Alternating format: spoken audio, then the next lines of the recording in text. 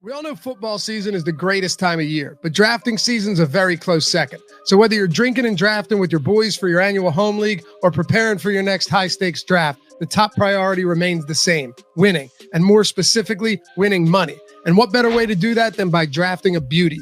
That's why you've got to check out our brand new draft kit at Awesemo.com, created by experts who have profited over $7 million playing fantasy sports. These guys are going to help you crush your drafts this year with tools like the Draft Wingman that's powered by projections from the #1 ranked daily fantasy sports player in the world, Awesemo himself, and includes a one-of-a-kind recommendation engine that takes into account your prior picks to ensure a well-rounded team and optimal draft. Draft Wingman is also outfitted with best ball-specific recommendations, including our stack highlighting feature, which helps you complete your all-important best ball stack. If you're looking for more details, or maybe you're already down to join us for an incredible NFL season, click the following link and use the promo code WR, that's WR, to get the entire draft kit for only $9.95. We'll see you over there.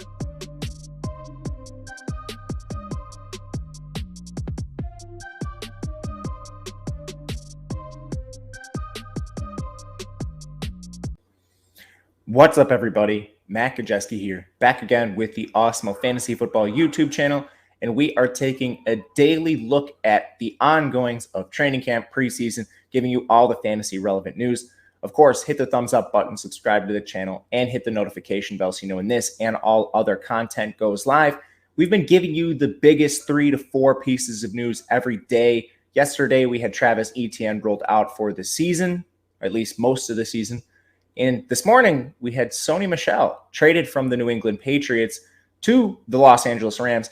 And because there's a lot of moving parts with that trade, we are going to spend each of our segments discussing the fantasy relevant players within the trade. So first and foremost, the trade occurred because Cam Akers goes down for the season with a torn Achilles. Darrell Henderson sprains his thumb, showing his vulnerability in the preseason. He's been injured many times throughout his career.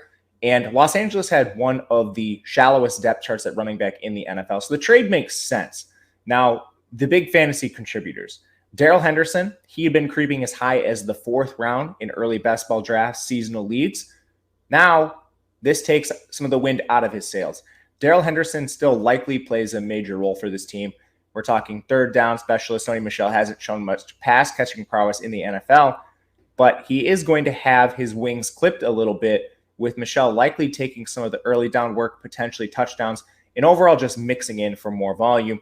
With Sean McVay, even when he had the bell cow back in Todd Gurley averaged just over 70% of the snaps, which creates room for another back within the offense. So right now we're bumping up Sony Michel significantly. He'll go inside the top 10 rounds now. And then you have a player, Darrell Henderson, likely going to drop. Now, this renders Jake Funk, Xavier Jones, basically undraftable in seasonal leagues. Should probably ignore them in best ball too. But there's another team involved in this, New England. What happens with the fantasy players there? This was looking like a nasty timeshare for all of the New England backs. Damian Harris, a darling in the fantasy community, was likely locked into...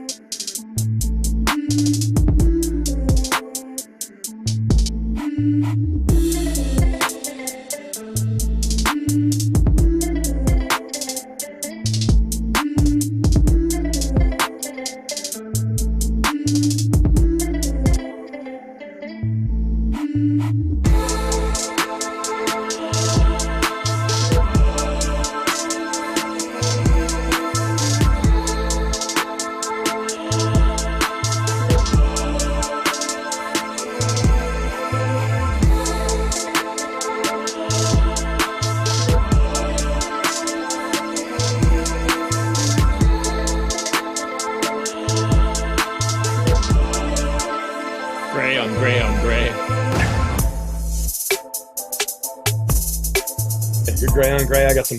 Actually, no, I've got the blue hat today. A lot of the time I'm in like black on black on black.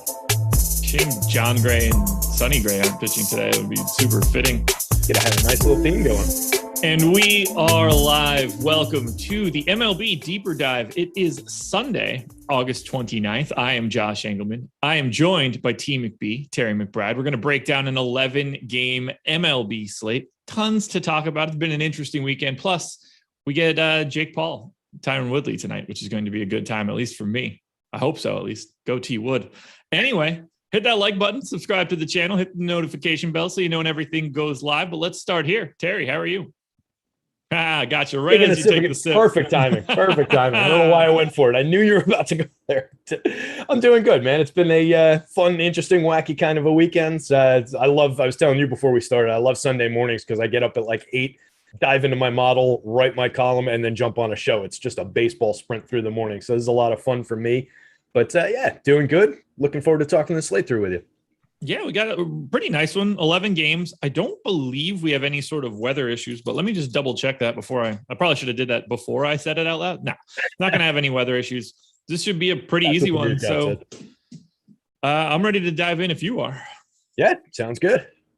Let's kick it off here. Phillies and Diamondbacks, 4.8 run implied total for the Phillies, 3.7 for the Diamondbacks. Ranger Suarez and Madison Bumgarner. Suarez at 11% ownership on DK, not getting any ownership on FanDuel. Bumgarner getting no ownership on either site, and I don't think he should. I think the Suarez ownership is pretty reasonable on DK. Came out of my Sims at 12%, just 6K on DraftKings. Pretty good matchup against Arizona, all things considered. What do you want to do with Suarez today? Yeah, I think he's definitely playable. I mean, 6,000 on DK, that's your pay down pitcher, I think, as far as one of the more talented guys in that price range. Kid's got a decent strikeout rate over 61 2/3 at 24.4%. You know, it's not extremely high, but it's relatively good. 3.53 xFIP, 9.8% swinging strike rate. Allows just a 2.5% barrel ball rate. This is a 61 2/3 inning sample, so it's not a major sample, but a negative 0.6 degree launch angle. That's just driving the ball directly into the ground for a lot of these hitters. 30.6% hard hit as well with an 85.5 mile an hour average exit velo. A lot of the time with the ground ball types, we see a lot more of a hard hit rate because it doesn't really matter. This kid's suppressing hard hits, suppressing barrels, and keeping the ball down. So I really like the pitching profile for him, and going up against the Diamondbacks lineup, they're pretty weak. Pulling them up in the averages. Well, against lefties, they're actually okay. They're 9% above average in creating runs against lefties. So I got to pull that back a little bit. 21.6% strikeout rate. So they're a little bit better than I was expecting against left-handed pitching. A little bit of that is some short sample on some of these hitters, though. You've got like Dalton Varsho's in that sample with only 209 plate appearances. Carson Kelly, 268. Ketel Marte, only 248. Drew Ellis is in that sample with only 70 plate appearances. So some of it's short sample based, but they're, I guess, a little bit better than I was expecting in terms of their run creation. 3.24% home run rate is below average against lefties. I think there's upside there for Suarez, and the price is right. At 6,800 on FanDuel, I don't think you need him over there. I think it's too many options and you don't need the pay down. How are you feeling about the bats in this one? I have the Phillies as my number 7 stack. Probably a little bit underowned, 8th in leverage out of the 22 teams that exist. That's 2, 4, 6, 8. We have them 9th in the top stack odds, a little bit underowned. So to me, I mean, they're a team that I don't mind getting to, but I don't expect them to be to be one of my priority stacks for today. Do you have a different take for the Phillies? They're looking a little over-owned on the FanDuel slate. So for me, It's probably less of a go-to spot. And they've been just kind of an average-ish offense through most of the season. So I've been getting to less of them than I did at the beginning of the season than I have in previous years. Overall, against lefties, 172 ISO is fine, 3.83% home run rate, 5% above average creating runs, 24.3% strikeout rate is the one mark out of those 4 that's below average for them. It's in like the middle of the league. So they're an average-ish kind of an offense. If you want to attack Mad Bum, I have no real issues with it. He was pitching a little bit better than he had been throughout the season, largely just doing it a lot on depth, just putting up a lot of innings. Overall, 21% strikeout rate over 112 and a third innings in 20 starts this season. He's just not the apex pitcher that he once was. So I think he's definitely gettable. He had a rough start the last time out against the Pirates. The Phillies are definitely better than that Pirates team. So I could see them putting a decent score on him. But it's not, for me, like I said, especially when they're getting a little bit over-owned on the FanDuel slate, it's not going to be a go-to spot for me. I bet the under. That's a thing that I've done on this game, but ultimately, I don't expect to get to Diamondbacks bats. I don't really see a ton of utility there. They're not very good. I have them with a 2% chance of being a top stack. That's not really what I'm looking for on a day like today. The Phillies will exist in my lineups, but they are just simply not a huge priority. We got a couple teams that we'll be touching on, particularly later on in the show, that I'll be getting to a lot more. Do you have anything you want to say about Diamondbacks bats? Not really. I mean, this is, despite the numbers I read off just a minute ago in terms of the team averages, it's not a very good baseball team. Ketel Marte is a good player, switch hitter, hitting second in the lineup, but he's their most expensive player by far. He won't be owned if you wanted to grab a one-off throwing him up against Ranger Suarez. I don't really have an issue with it. But between the kid's strikeout acumen, the ability to keep the ball on the ground, limit hard contact, I just don't need to go to this team with so many better options on the board. Well, let's keep it moving then. We'll head to Orioles and Rays. We're definitely going to have to talk about this one a bit. 4.2 run implied total for the Orioles, 6.2 for the Rays. Spencer Watkins and Chris Archer. Archer getting no ownership. I don't get the sense that he's going to be able to pitch deep enough into this game to matter, but we can talk about that in a little bit. Spencer Watkins getting no ownership because he sucks. So there's also that piece of it all. The Rays are the top stack in my model. It is not particularly close. I have them at 14% chance of being the top stack on DraftKings. Next closest team is the Red Sox at 10. So pretty big gap. We have it even bigger than that in our top stack tool. We have Tampa Bay at just shy of 18%. They are showing up a little bit over-owned, but I don't generally hate it too much. When a team separates from the pack like this, you're going to get ownership there almost by default. I don't mind still having a lot of Tampa Bay because I think they're unquestionably the best option. Yeah, it's one of those situations where I might not get to any of these individual exposures. Like I might not end up with 30% Brandon Lau, 24% Randy Arozarena. I'll probably end up under on the individuals, but around the public share, maybe even a little over the public share in terms of the stack and how I put it together. I like the fact that there are some guys that can offset some of the ownership toward the back end. Even Wander Franco hitting third, only 10.6% ownership on the FanDuel slate, 10.3 on DK. You can start there and build down through Austin Meadows, some of these other hitters. There are ways to put this team together in unique enough combinations, and there's good hitters from 1 through 9 that they come and go to some degrees. Like Mike Zunino, to me, is one of the best power hitters in the league. Position aside, probably the best overall power hitting catcher in the league. Dude has a 26.8% barrel ball rate on the season. That's massive. But he also is a 211 hitter, 211, 296, 563.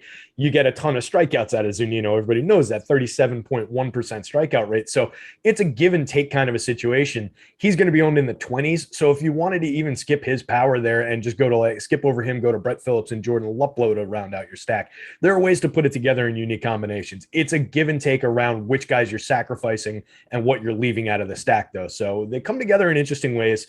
I have no issue rostering the Rays against Spencer Watkins here in this ballpark. 14.4% strikeout rate. Everything's in play. 5.36%, 5.36 xFIP, 164 WHIP, 10.1% barrel rate, negative 3.9 in my walks plus barrels minus strikeout rate. Everything is targetable here from sequential hitting, run creation, and power. Like the spot a lot for the Rays. Yeah, I'm absolutely over the moon for these Rays, including Wander Franco, 5,400 on DraftKings, just 9.5% ownership. In comparison, we're seeing Zunino, Brandon Lau, Rosarena all north of 20, almost 30 in some of these cases. So I'll happily pay the 5,400 for Franco, who I think is basically half the ownership that he should be in comparison to some of these other guys. I think Austin Meadows, too, coming in a little bit light at 4,900. I think it's just really easy to get a Rays stack. I have a pitcher that I like a lot that's not pulling all that much ownership that I think will pair very nicely with these Tampa Bay Rays, at least for now. I didn't bet on this game. I thought I was going to. I should probably look into that again. Either way, do you have any interest in going to the Orioles? We know that this is likely to be a more or less a bullpen game. I've got Chris Archer in for 3 innings, and there's not really a ton of ownership coming into Baltimore. No Santander in the lineup, which is kind of a bummer. But this Orioles team is cheap at the bottom. It's pretty cheap at the top, too. Not a lot of ownership coming in. Do you see any mechanism that you would want to go to Baltimore? I don't mind getting to this team when they come up for me. We'll see. The top end of the lineup projects fairly well with Mullins, Mountcastle, Mancini, Santander. Is it actually, did this one get confirmed? That's what I've got on the, it did get confirmed. I heard you say somebody wasn't in there. No Santander. No Santander. All right. So the top three in the lineup project fairly well in terms of point scoring. And then I get some decent home run marks, like a guy like DJ Stewart, while not being the best hitter around, does have a decent little home run mark here as a lefty going up against a righty. That said, it's based mostly on facing Archer. I don't have a mechanism to put like the bullpen in here unless I took averages. Tampa Bay's bullpen is pretty good, pretty effective. I don't love the spot, but if I got to some cheap Orioles, I wouldn't totally mind it since nobody's going to be there. Like I said, it's a team, they hit enough home runs, they do enough on offense where you can get away with it when they come up. So I don't mind them, but they're not going to be a team to go out of my way for. Let's see, is Jorge Mateo in the lineup? Yeah, Jorge Mateo hitting 6 in that lineup is somewhat interesting as well. Austin Hayes back in the lineup, also hitting 5th, adds a little pop there. So those two guys probably going to be significantly under-owned, hitting 5th and 6th in that lineup respectively. Interesting little pairing there. You could go to those two guys as a two-man combo. You can bolt them into stacks with the top 3 guys in the lineup and pick up a little bit of speed, pick up a little additional power. So I like, 1 through 6 at least I can play that lineup. Okay. I'm looking at, not seeing anything that I really want to do from a bets perspective in this one. Maybe the under, if I had to look. Let's see, totals 10, 110 on both sides. Under, I would definitely. I would put a decent size bet on the under. I might actually do that while we're continuing to talk because I have this total at 9.4 runs. The line is 10 and neutral, so that's a 4% quarter Kelly if anybody actually cares about that. Yeah, anything and that's else a line that dropped. That was at 10.5 when I set up my sheet this morning, so that's already dropping. So I kind of like that under trend. Anything else in Orioles and Rays? No, I think we covered it pretty well here. I wouldn't go to Chris Archer on either site just to round that off. Just I agree with you. I think he's going to get 2 innings, maybe 3. There's not a lot of utility there, despite 6,200 on DK. It looks appealing. I would rather have Ranger Suarez at that price, I think. 415 people, just 53 likes. You're sleeping on it on a Sunday. Ooh, wake up out there. This is the day to give back. Hit that thumbs up. Helps us out a ton. Costs you guys nothing other than a button click. And I think we can handle just a quick button click. Let's see if we can run that number north of 100. As we move on to Pirates and Cardinals, 3.9 run implied total for the Pirates, 4.9 for the Cards. Will Crow, Kwang Young Kim going for the Cardinals. Neither guy pulling any ownership on either site. I think Kim is worth a little bit of a look at 7,400. This Pirates team is not particularly good. Kim showed up in 8% of my lineups. That seems about right to me. I don't have a hot take or anything, but at 7,400, it doesn't seem like a big problem. Are you going to either pitcher? If I do get any of either one, it'll be Kim. I'm not sure how much he'll end up actually landing in lineups for me. He's flawed in terms of what we're looking for DFS purposes. 18.4% strikeout rate over 93 2/3, 4.67 xFIP, 121 WHIP, only induces 8.9% swinging strikes. He limits hard contact fairly well, 36% hard hit rate, 7.1% barrels. So the contact profile is fine. I just don't know that we get significant strikeouts out of him. The Pittsburgh lineup's gotten worse over the course of the season for strikeouts, but there's still only 22.7% strikeout rate against lefties. So I really feel like the strikeout upside is going to be limited. What he's got a really good opportunity to do is just pitch through a bunch of clean innings. The Pittsburgh 144 team ISO, 79 WRC plus, a 21% worse than average creating runs, 2.58% home run rate, and the split is second worst in baseball against lefties. So I don't really see him getting threatened here. I just question, are we going to see, 5 or 6 strikeouts out of him, which would be a nice solid game probably with a good point total, or are we more likely to see 3 strikeouts and a handful of innings pitched? So I just don't know if we're going to get enough, but based on price and based on spot, it's certainly playable. There's no reason to shy away from it. If he does come up, I'll take him. I bet on the Pirates at this point in time, getting a run and a half. So I'm going to be a little bit on both sides of this bad boy. Let's talk a little bit about bats, though, particularly for the Cardinals. I have them as my 5th stack overall. They are 6th on DraftKings, showing up as basically neutrally owned. That's about where I have them, too. I think Tyler O'Neill, Arenado, maybe a little over-owned. I think Goldschmidt and Molina, a little bit under-owned.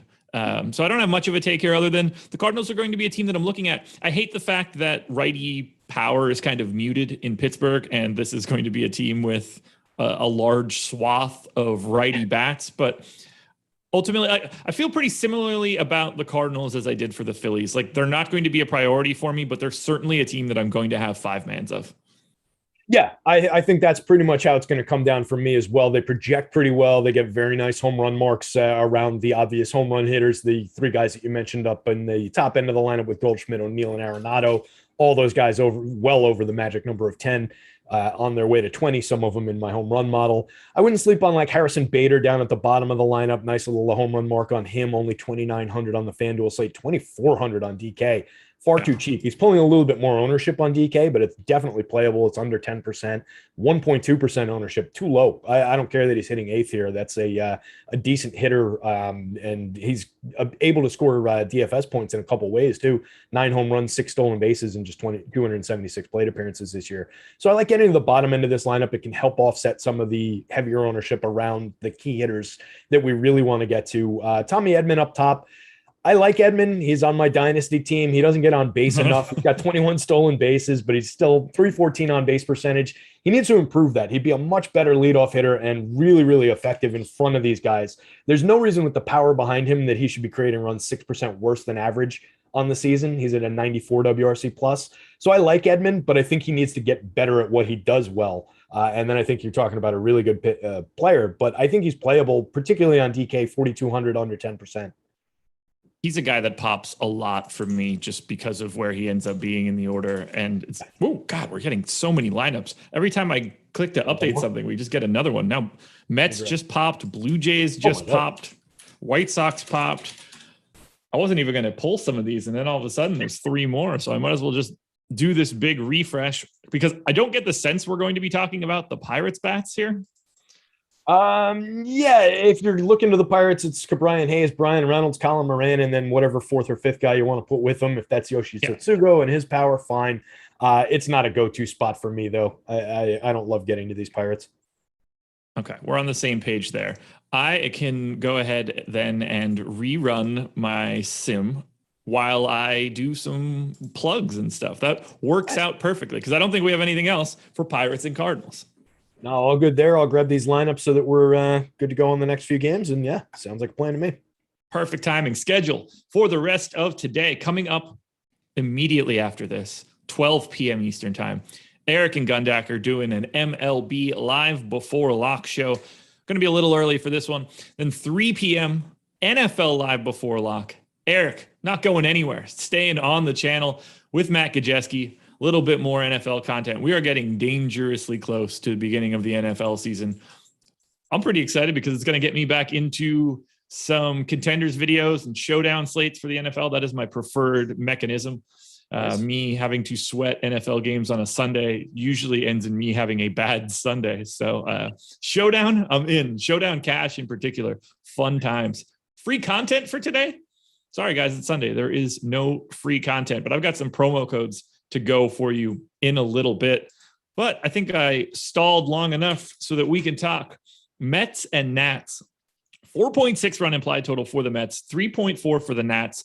Tyler McGill and Eric Fede. And let's just see if we got any updated ownership. We did not. So got to make sure that I get these numbers in here.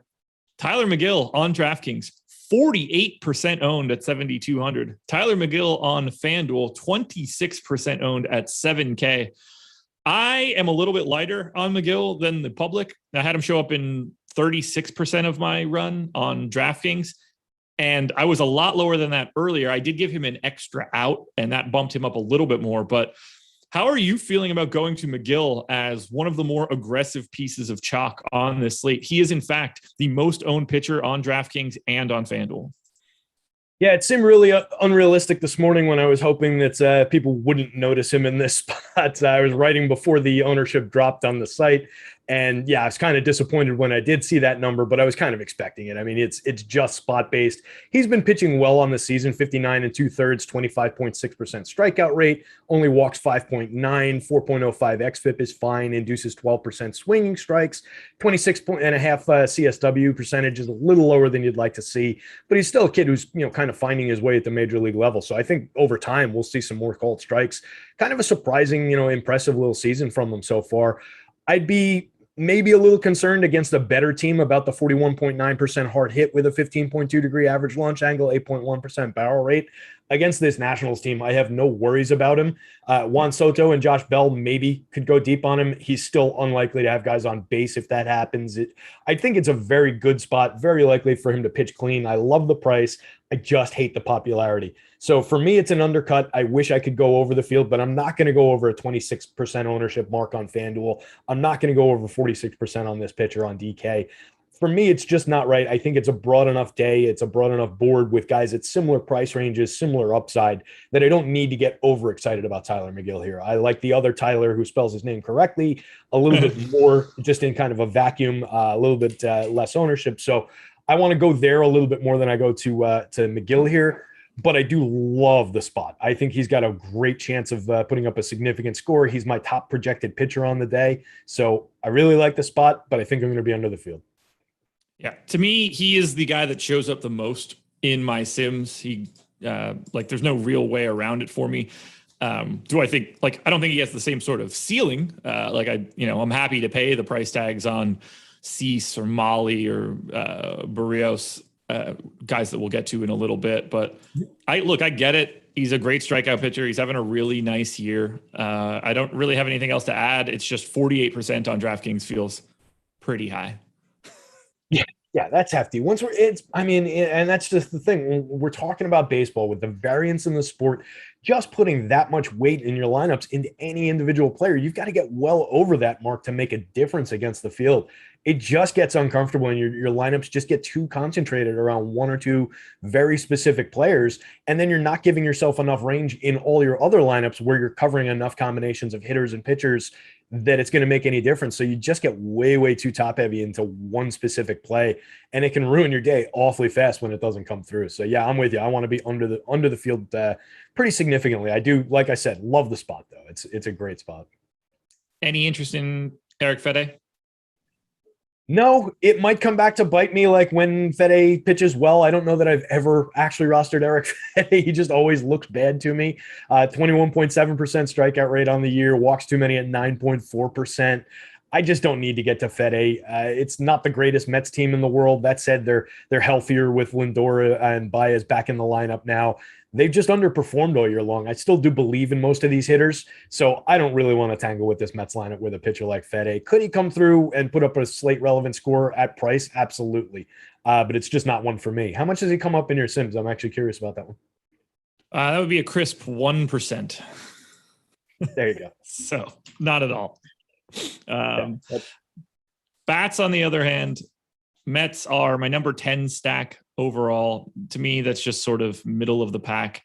I don't really have anything crazy here. I have them at a 4% chance. I do have them being under owned, but I think there's been a lot of changes to their lineup. So it's not really factoring in properly. VR, I don't think VR or Pilar or Mazeko were in the ownership previously. So yeah, the guys in the core of this lineup, Nimmo, Lindor, Alonso, Conforto, I'd like to be a little bit over the field on them. I think the Mets are going to be a solid leverage option.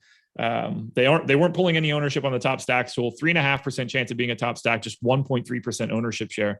I like getting to the Mets. They're not a large volume team for me, but I do like them because they're not owned. Do you like New York? Yeah, I don't mind getting to that spot. Like I was saying, I do believe in the hitters on this team, despite some underperformance on the season. Like Michael Conforto is a much, much better player than his 218, 341, 365 with a 147 ISO. Even despite the low batting average, the lower than expected on base for him, and the way low slugging, he's still 2% better than average creating runs, only has hit 9 home runs. I believe in Michael Conforto, particularly going up against a pitcher like Eric Fede, so I can get to him. The part that gets a little uncomfortable maybe is the price tags on DK, but that's also what's forcing the ownership down. So you're talking about $5,300 for Lindor, $5,000 for Alonso, and $4,900 for Javi Baez. The other players in the lineup are affordable. You can bolt them around that. So I think it's a playable 5-man. It may be better as a 3-man, but I like that. And the core, like you were saying, all those guys in the low single digits in terms of ownership on DK, mid single digits on FanDuel. So yeah, we can get to the Mets here. And that core of players, pretty decent home run marks in my model as well here against Fede. I'll roster Juan Soto from the Nats at any point in time, but I am not going to the Nats in general. They are 19th for me. Yeah, always happy to take Juan Soto on any slate. I'll take shares of Josh Bell as well. I believe in him, think he's a pretty good hitter. But yeah, Soto would be the focus. 54.1% hard hit, 13.3% barrel rate. Bell right there, 50.3% hard hit, 9.3% barrel rate. Those are their two good hitters. If you want to stack the team, you're maybe bolting on Lane Thomas, Alcides Escobar. Just go down the lineup. It's not difficult, but you're sacrificing a lot of quality there. The prices are maybe helpful, but it's really, yeah, Soto and Bell. All righty. Marlins and Reds, 3.4 run implied total for the Marlins, 4.6 for the Reds. By the way, I bet on the Marlins, so that should be fun. Jesus Luzardo going for Miami, Tyler Mahle going for the Reds. Mahle at 42% ownership on DraftKings, 23 on FanDuel. I like Mahle. He's one of my higher sim odds, but 42 is a little high. I've got him in the mid-20s. Feels pretty right. Luzardo at 5,600 on DraftKings, projected for 16% ownership. Showed up in my sims at 17% ownership. So I think his ownership is proper. This is a great game for pitching because of this park. Yeah, absolutely. It's a good spot for pitching. It's two very talented guys. Luzardo, not quite there yet in terms of his development, but he came into the league 2 years ago as one of the highest regarded prospects, and he's got capability. We've seen him put up some decent spots in starts throughout his career, young career so far. I just don't want to throw him up against this Reds team outside of anything that not related to price, and it's only on DK. 5,600 on DK. Can you squeeze a nice start out of Jesus Luzardo here? Absolutely. Overall, though, 60 and a third innings, 20.9% strikeout rate on the year. Still walks way too many at 11.5%. So the guy's on base. It's a dangerous home run hitting lineup. I don't love it. I think you're playing with a little bit of fire, but it's worth it for the price on DK. As an individual single starter on FanDuel, I don't need to do it at 6,500. I think there's enough value on the board. I think that the top end pitchers, like the guy on the other side, are not priced up to the ridiculous points that we usually see. So yeah, give me a lot more Tyler Mahle, despite the heavy ownership on this one. He's a pitcher I've been riding through most of the season. It's back all the way back to April. We were talking about him. Love the strikeout acumen, 28.2% strikeout rate on the year, 375 xFIP, 12.1% induced swinging strikes, throws enough called strikes, 29.6% CSW is nice. Limits hard contact, 34.3% hard hit rate is decent, 7.3% barrel rate, and going up against the Marlins team that is just bad at everything. So this is my favorite pitcher on the day. I'm happy to load up on Tyler Mahle, and this is a spot I'm willing to try and force my way over the field. I might still end up under it, in terms of how things filter out, just because he is heavily owned, but I want a significant amount of Mahle here. Same. I think he looks great. I do prefer Cease to Mahle on DraftKings, but just barely. I have Cease by 0.9 of a point. I really just like getting to pitching in this one. If Luzardo's off a little bit and walking a couple guys, it helps to be in a park that really neuters home runs pretty well. So I'm hoping that the big bomb is just taken away from him. Not a great lineup to face. So much power in this Reds lineup, but kind of like a neutral team in general. I think this plays really well for Luzardo, so I'm interested to see how that shakes out. Mahle, as we mentioned, looks good. I have the Marlins as my number 22 offense today. That is of 22. So I can't say that I'm interested in going to the Marlins. Although if the slate were a little bit smaller, I'd be happy to get on the opposite side of the Tyler Mahle ownership, but it just doesn't feel all that great. I've got the Reds 11th. I think there's a little bit more appeal to go to Cincinnati, given the fact that Luzardo is pulling 16% ownership. You get a little bit of that leverage. I think they're properly owned, all things considered, but you get a little bit of a bump from the opposite side pitcher ownership. Do you like either offense here? Or I guess I should just ask, do you like the Reds? Yeah, I've been playing the Reds all year long as well. Like I said about Tyler Mahle, I've been going to this offense a lot through the season. That said, against lefties, which Jesus Luzardo is, 150 team ISO, 3.23% home run rate, creating runs 11% worse than average for the active roster on the season at this point. So it's a little bit of a diminished roster that they're throwing out there today. There's a couple guys who aren't as good lefty like Tyler Naquin in here. But overall, yeah, this is a super playable lineup. I like getting to Jonathan India at the top with Nick Castellanos. I'll take Joey Votto all day long against the lefty, no problem. Eugenio Suarez popped for a nice little home run mark despite some of his struggles on the season, 23 home runs, but well below Mendoza at 171, 258, 369. That's a terrible triple slash. But that's really bad. Yeah. But he's an extreme home run hitter, and we've seen way more quality out of the guy. So still a 14.5% barrel rate, somehow only a 37.5% hard hit with that. It's a really weird year for Suarez, but still profiles decently for power. Aristides Aquino, similar power numbers for him, lefty-righty at the bottom of the lineup as well. He's at 187, 293, 425. You might be building some black holes for 0 for 4s, 0 for 5s into your lineup by going to those guys, but you've also got 2 home run upside out of both of those guys. So I like getting the Reds bats here. There were 3 more lineups just released, just in case you're paying attention. Let me grab those. Cubs, Rangers, and somebody else. And since we're pretty close to finishing off this particular game, I'm going to be able to do the same thing I did the last time and pop in all of these new lineups, run my crunch in the background, and then have it ready for us when we get to game number 7. Just apparently Alfonso Rivas is in the lineup for the Cubs today. Was not in my names sheet, so needed to get him in there. Yeah, it's always fun when you're just like, oh, cool, that's a guy who's not recognized. The number 59 overall prospect in the Cubs minor league system, which that's how you know you're good. I'm pretty sure you don't need to rank 59 guys.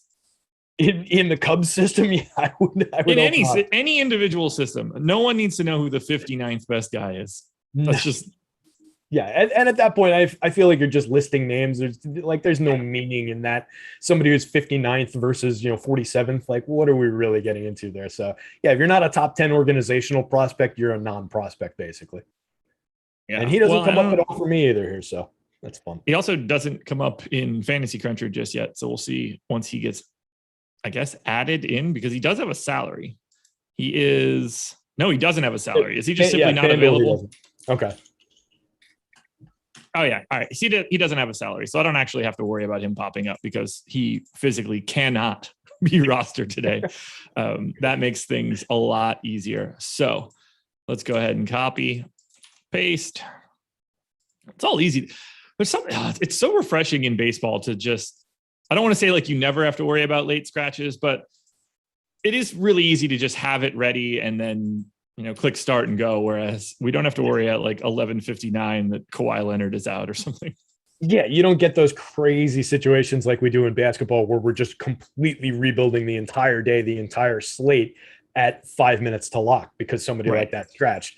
Even in baseball, if the Astros suddenly rolled out their lineup with like no Yuli Gurriel, Jordan Alvarez, Alex Bregman, or Kyle Tucker in it somehow, and it was just the bench, then yeah, maybe that would be a little slate changing for me. But you so rarely see those kind of just massive sweeping changes, even in COVID days. That it's just so much easier and just a more comfortable experience. My heart's never like pounding out of my chest for baseball lineups like it can get to basketball. So yeah, I'm with you. 2 promo codes for you guys today. We've got 2 of them. We'll start with Blitz, 15% off an Awesemo Plus NFL annual package.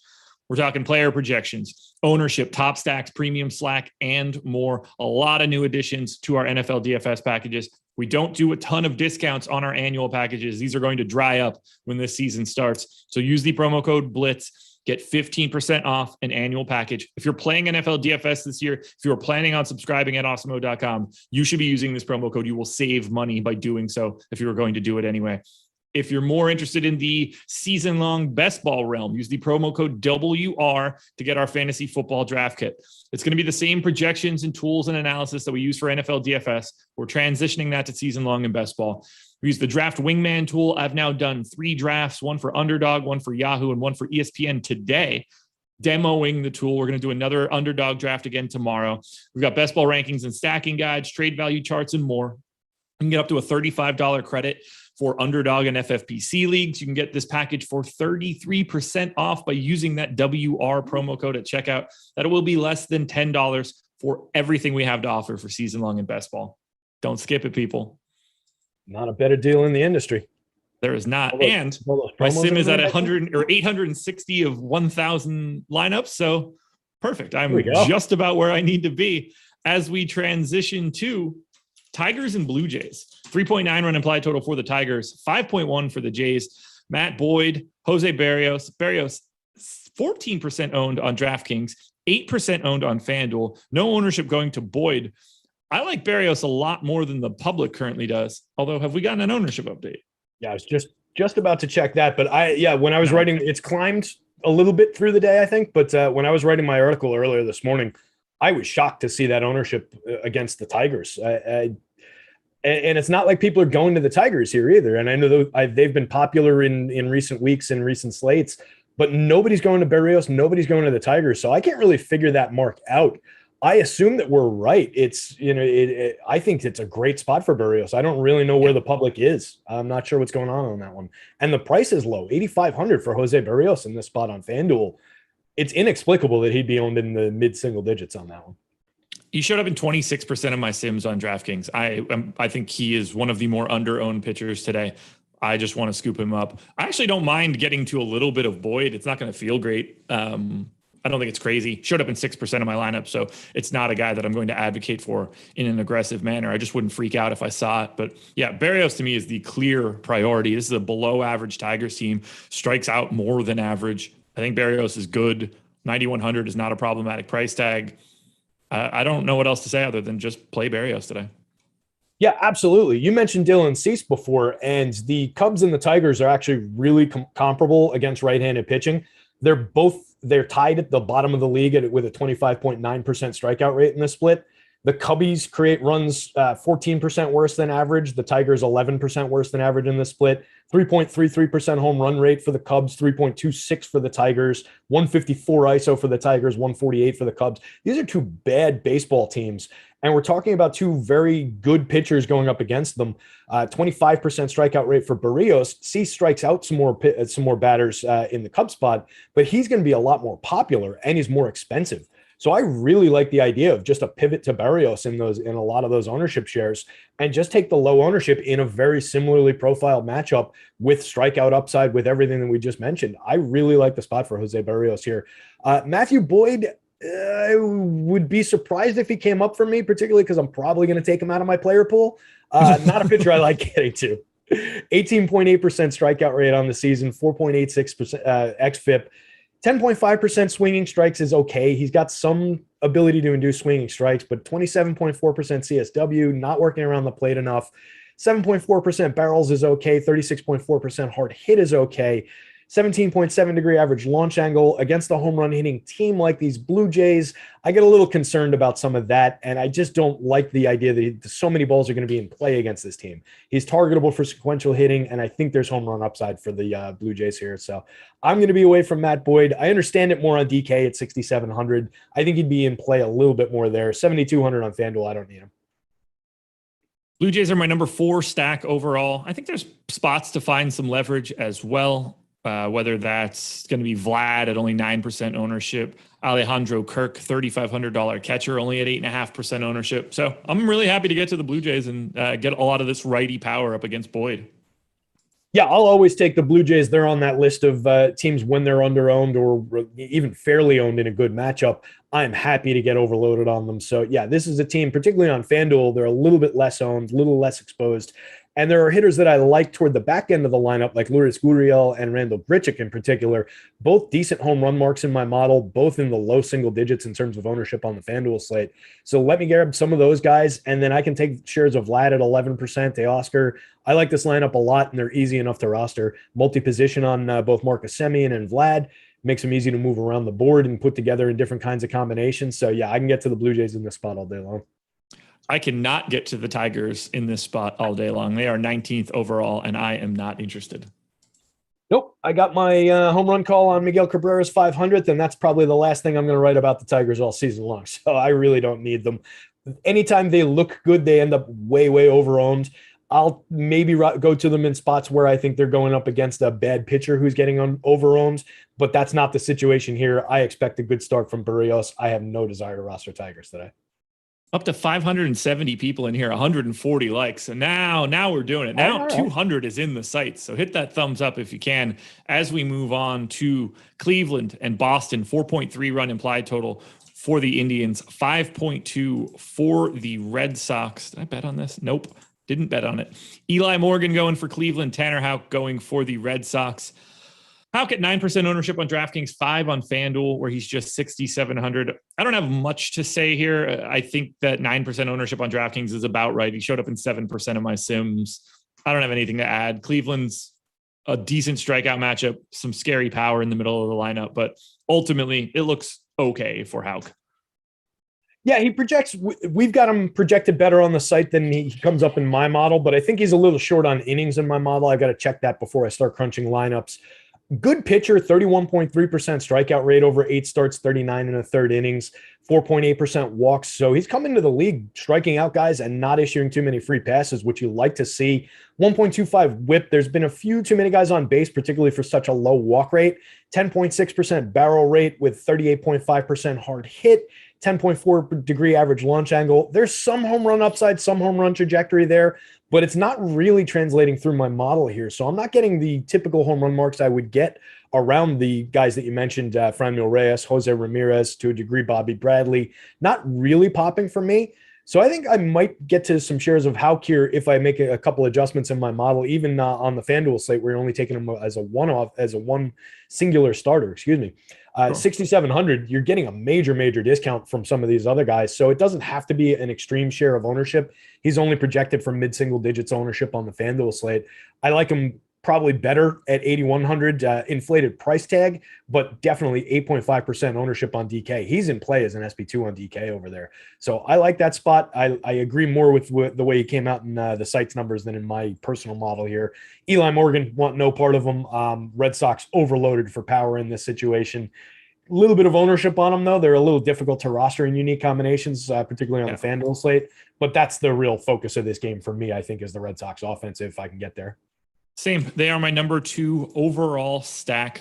A little bit over-owned across the board. I think Verdugo, the only guy, is actually showing as slightly under-owned for me. But if the ownership is coming into a leadoff Schwarber, I get it. If it's coming into Rafael Devers or Bogarts, I get it. These guys should be owned a lot. They're expensive too, but I have no problem still getting to Boston. While I do think they're a little over-owned, I have them as the top stack in 10% of lineups. The next closest team is 6.5%. Like, it's the Rays at number 1, it's Boston at number 2, and then everybody else should really be like 5th or 6th, because that's how big this gap actually is. So even though the Red Sox are pulling some ownership, they're still worth getting to for me, because I do think they're separating a bit from the pack. Do you have any specific Boston Red Sox bats you're looking at? Man, I mean, Kyle Schwarber is smashing through my home run model. He is the top projected guy in my model, but he's going to be on 25-ish% on FanDuel, approaching 20% on DK. It's tough to make those recommendations in terms of a tournament play, in terms of ownership, but I love the top 5 hitters in this lineup for power today. Bobby Dahlbeck hitting 7th can be absolutely rostered in that spot there. A nice home run mark on him as well. There's so much home run upside on this team. And then you can grab guys like Jarren Duran, who's fairly cheap. Jonathan Arauz, I don't really need down the bottom of the lineup, but I think Kevin Plawecki is a certainly capable catcher at 3,100, hitting 6th on the DraftKings slate. He's shown power upside in the past, 292, 361, 367, only 1 home run, over 134 plate appearances, short season so far for him. But he makes solid contact. I like Plawecki as a low-owned catcher option. So, yeah, I think there are definitely ways to thread this team together where you can get unique enough in terms of putting them together with some of the pitching that's on the board. The issue is you're not going to be going to them and 2 highly priced pitchers on the DK slate. But I think we've got enough value on the pitching board that it's easy to get to them. So, yeah, I love the Red Sox here. Indians bats? By the way, I have Schwarber at the top of my home run model as well. But Indians bats? I will always take shares of Franmil, Jose Ramirez when I get them. But like I said, they're kind of suppressed for power upside for me in the model today. They're coming through a little bit more in the DFS points total. So for me, it would be around like Jose Ramirez, Franmil, maybe Bradley Zimmer and Bobby Bradley. If you want to put a Med Rosario up at the top of that, that's fine. 2 through 6, maybe Wilson Ramos if you're playing on DK as a catcher. I don't need most of the other guys. Andres Jimenez has some talent. Miles Straw has some speed, but I don't need to get to him. 338 on base is fine. 21 stolen bases, but I just don't like going to guys who are almost entirely lacking in power upside and individual run creation. So for me, it's just more about the heart of the order if I'm going there, but probably less than the field, I think. Sounds good. We are on to Braves and Giants. 4.7 run implied total for the Braves, 4.2 for the Giants. Ian Anderson and Anthony Desclafani.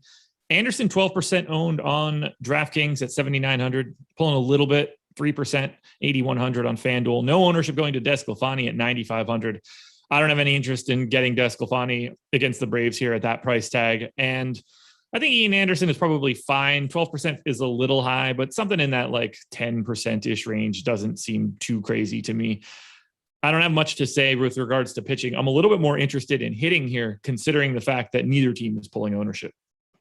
Yeah, and two excellent offenses. The Giants, everybody was expecting that they were, outperforming their talent all season long, but they just have not calmed down. So to me, this is a good offense, and I think we have to consider them that way.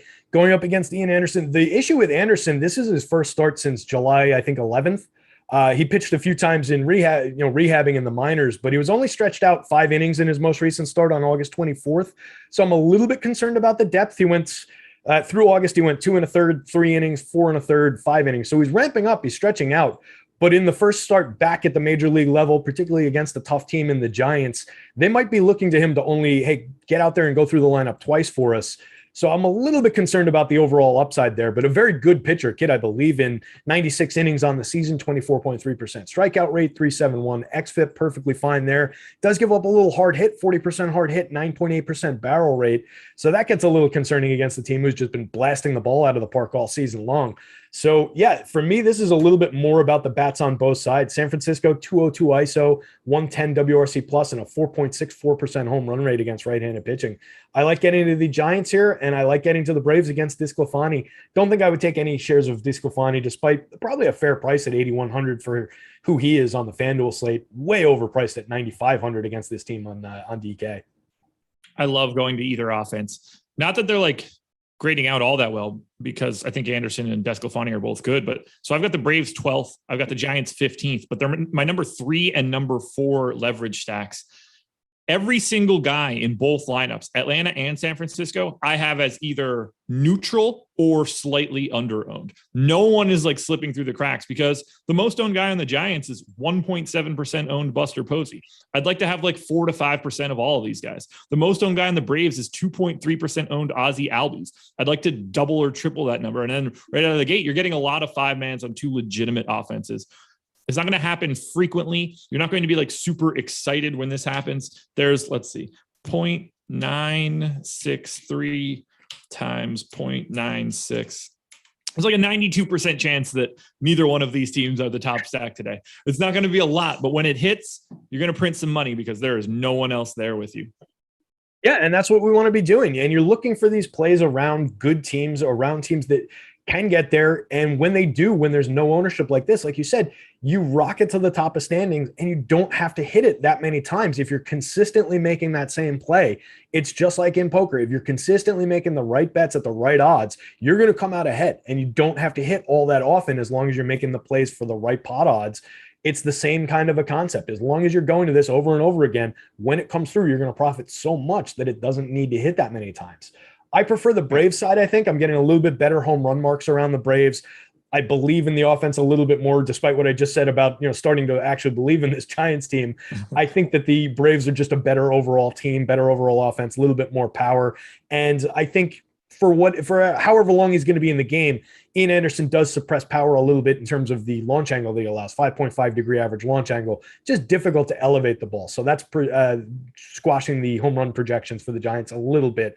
I still like them a lot, but if I was choosing between the two teams, if I only had one lineup, let's say, it would probably be the Braves if I was choosing between the two. But I love the leverage play on both sides. Any other interest here, Braves or Giants? Yeah, I mean, look, we could talk through the individual hitters. I think you did a good job of covering it. But if you want to grab like a Jock Peterson one-off at 0.5% ownership on both sites for cheap, 2,900 on FanDuel, 3,300, and just take one bat out of this, I love this spot for Jock Peterson. Okay. Odds Shopper, everybody. If you're betting on sports, and I've been talking about it a little bit throughout this show, Odd Shopper is the first place I do it. I want to shop around, try to find the best line possible. Don't want to leave any money on the table. Whether you're looking for game lines, player props, team futures, player futures, we have it all. Plus, for MLB player props, you can get expected win percentage and expected ROI on all of them. You just sort it. Oh, do I want to make the biggest ROI bet that I can find per Awesemo? Yeah, absolutely. Sort by the expected ROI column. You have it all right there in front of you, including all of the lines that you can shop around for. It's perfect. Those player prop odds are based on the MLB DFS projections that we have at the website. It's all running together for you, folks. The best part, Odd Shopper, totally free. Doesn't cost you anything. You can set notifications for when lines move. It's a great tool. It doesn't cost you a single cent to use it, and it will only benefit you and give you a little bit more money. So make sure you are using Odds Shopper. 3 games to go. Let's move through this. We got about 10 minutes to do so. White Sox and Cubs, 5.5 run implied total for the White Sox, 3.5 for the Cubbies. Dylan Cease, Kyle Hendricks. Cease at 32% ownership on DraftKings, 19 on FanDuel. He's 10K on DK. Showed up in 26% of my sims. I really like getting here because this Cubs team is terrible. Talk to me a little bit about Dylan Cease. Yeah, Cubbies atrocious. I read off some of their team numbers when I was talking about them and the Tigers.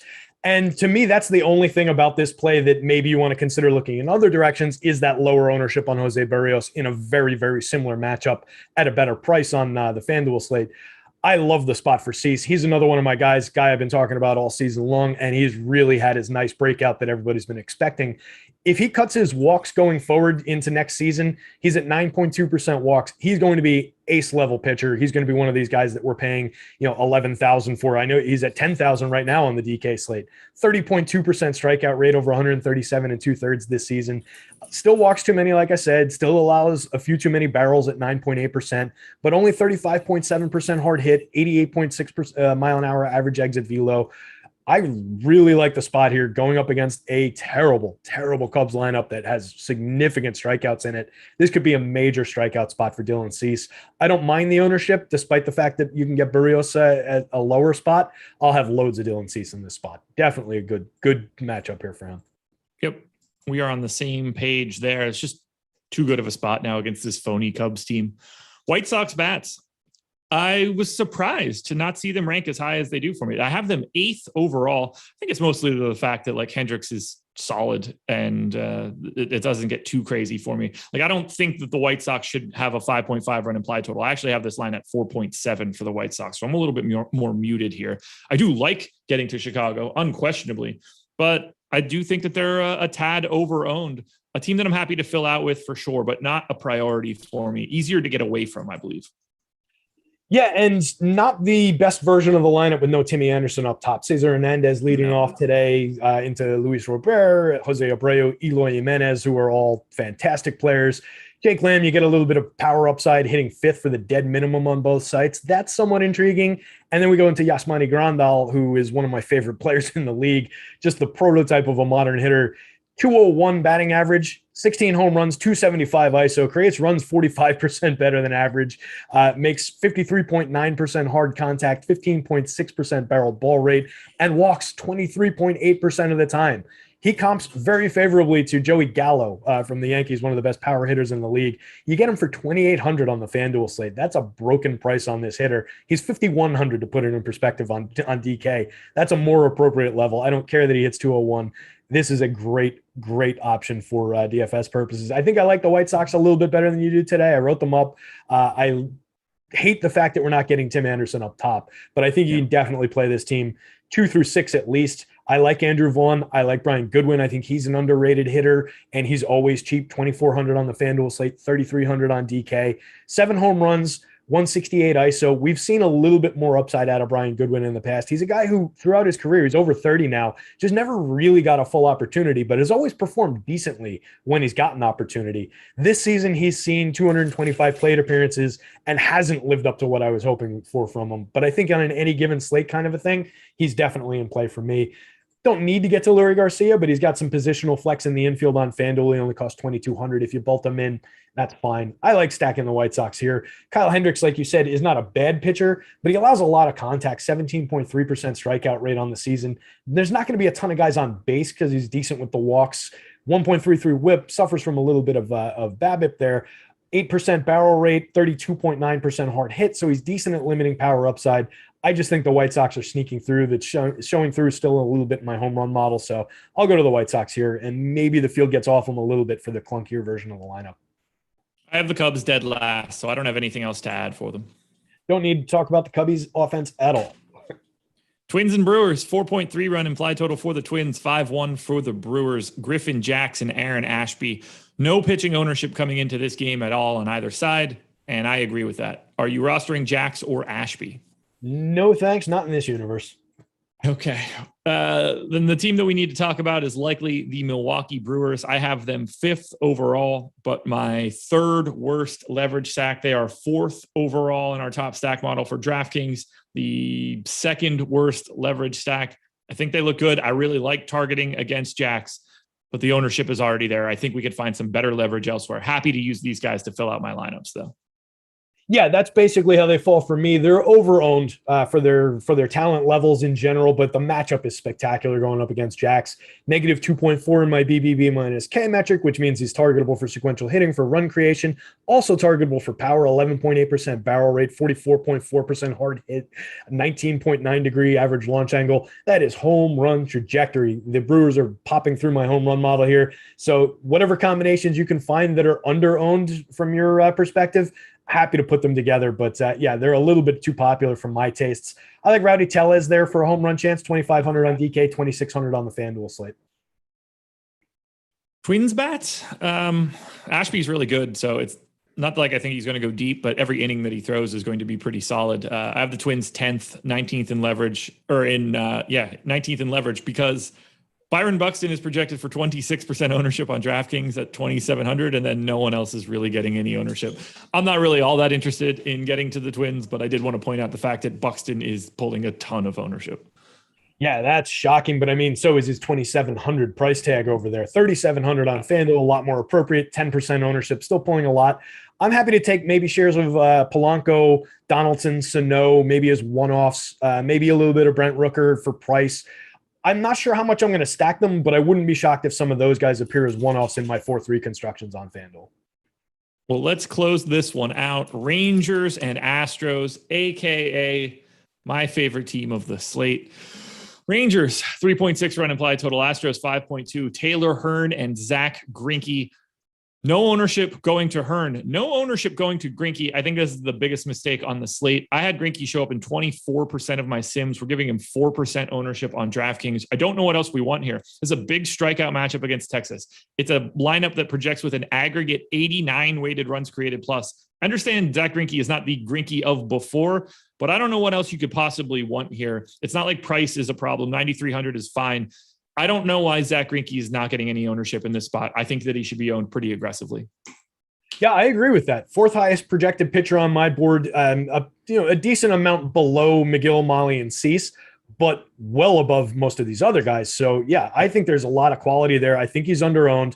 I agree with what you said about the strikeout spot. Despite him being at a 17.5% strikeout, throwing his fastball and his changeup at the exact same velocity these days, I just think there's enough there to attack with this Texas team. And at worst, I think he's safe, right?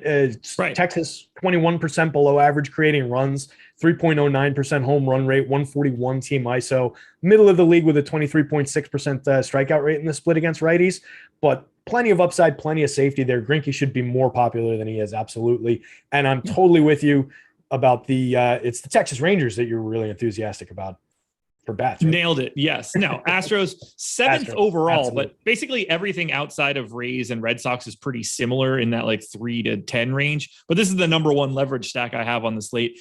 No one's pulling ownership. Altuve at 3.8% is the lowest or the highest number. I got Brantley in 10%, Bregman in 8%. This is unquestionably the best spot you're going to find. Target this Houston Astros team. They are massively underowned. Stack them with Greinke. Go Greinke, go Astros, and go print some money at the end of the day. Yeah, absolutely. I love the spot for the Astros here. They're way underowned. It's become basically a daily feature in my article. There's a little section that just almost always says Houston Astros these days. Because they're so expensive, people just choose not to get to them. That's a mistake. They're well worth rostering. They're well worth figuring out how to pay for them. This is the best hitting team in baseball against both hands. So it makes absolute sense to find a way to get there. I love the spot for the Astros. You mentioned Jose Altuve off the top. I really think Yuli Gurriel is one of the least respected hitters in the game. 314, 383, 475 on the season. Creates runs 39% better than average. Somehow still only costs 3,400 on the FanDuel slate. Hitting 3rd in this lineup in front of Jordan Alvarez, Alex Bregman. Yeah, get to these Astros top to bottom. You can roster everybody from 1 through 8, and then you can throw Martin Maldonado in as needed as a catcher. Love it. Any Rangers?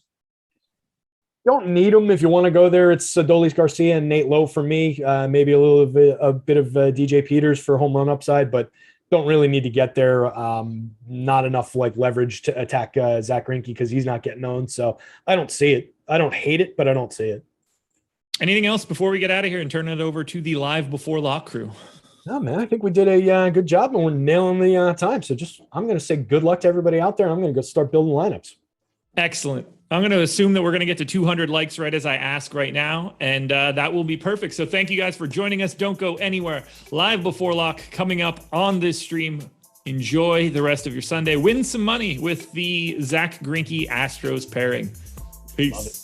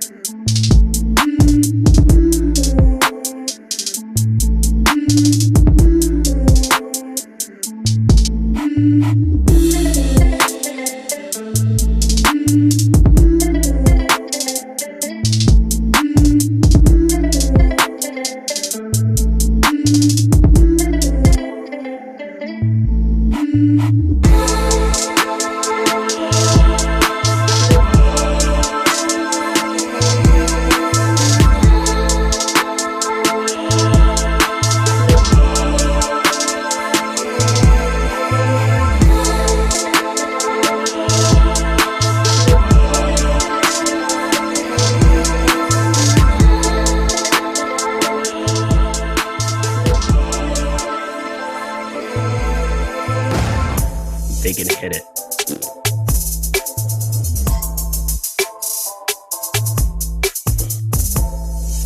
Good song. Yes, Frank Castle, we are starting the show. Look at this.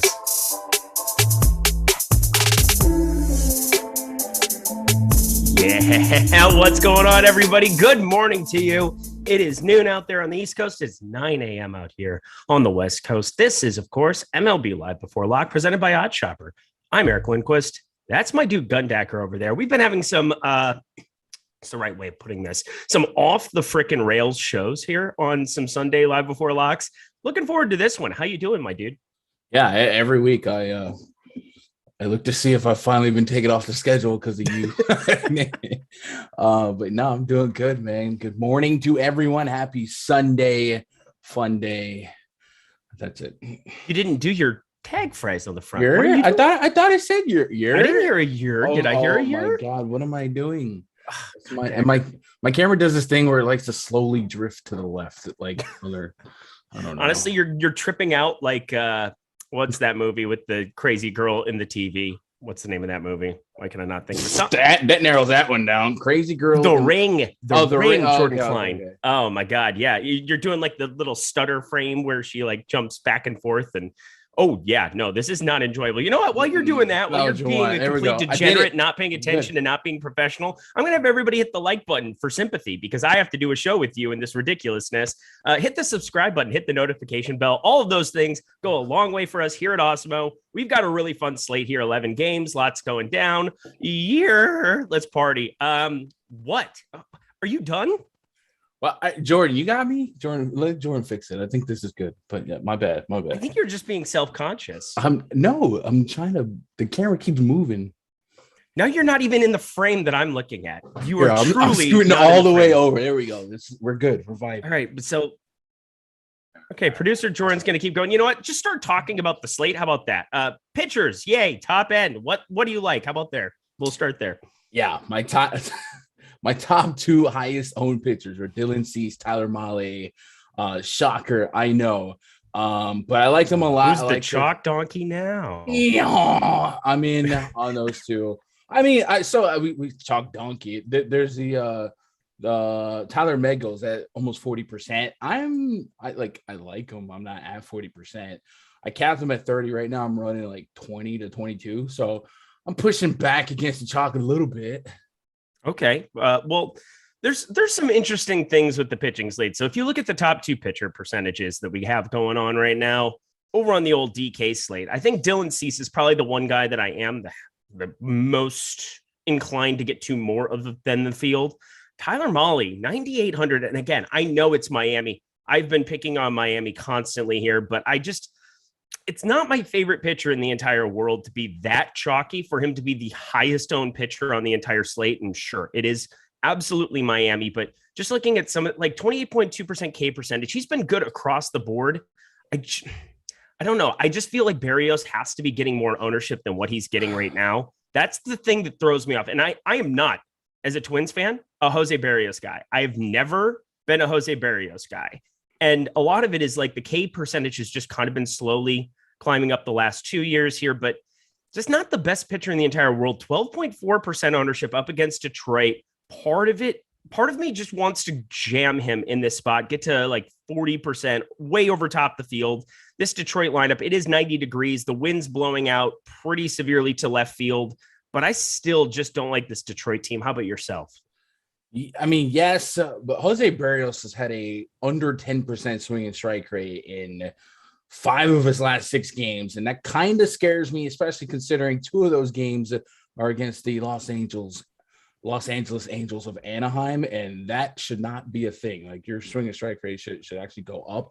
So I don't want to end up being results oriented here, but like I am a little concerned that he hasn't felt super safe. So I'm a little bit soured there. I definitely understand the sentiment of Berrios against the Tigers. Tigers have let some really, really average right-handed pitchers really put up strong games here. So I do have Berrios in the mix for me. I have him capped at 30%. Right now I'm landing about 22%. But I like it's not a comfortable 22 for me. But that might just be a little too looking in the rearview mirror. Sam Schaefer, excuse me. He said, "Did Eric ever eat a piece of chalk? Check out tomorrow. That'll be fun times." I'm sorry. What? What? Yeah. So that happened on Monday. I agreed if we got to like 250 likes or 300 likes or something silly that I would eat chalk. And so now I'm actually eating chalk. It's going to be really nice. We got to like 400 something likes. And you know what? If we get to 400, no, I'm not going to do it today. But I have nothing to give. I have nothing more to give here other than to eat chalk. It's actually going down tomorrow. So you might want to tune into that one. But either who, moving our way down the board, some of the most popular dudes here on the slate, 2 specifically, as I'm looking at the top 2 pitcher tool. We've got Tyler McGill here of the Mets. I think that makes a lot of sense going up against Washington. You have those 2 dudes sitting in the middle of that lineup in Juan Soto and Josh Bell that you just have to look out for every single time. But McGill, 25.6% K percentage, 7,200. I'm willing to be taking those shots there.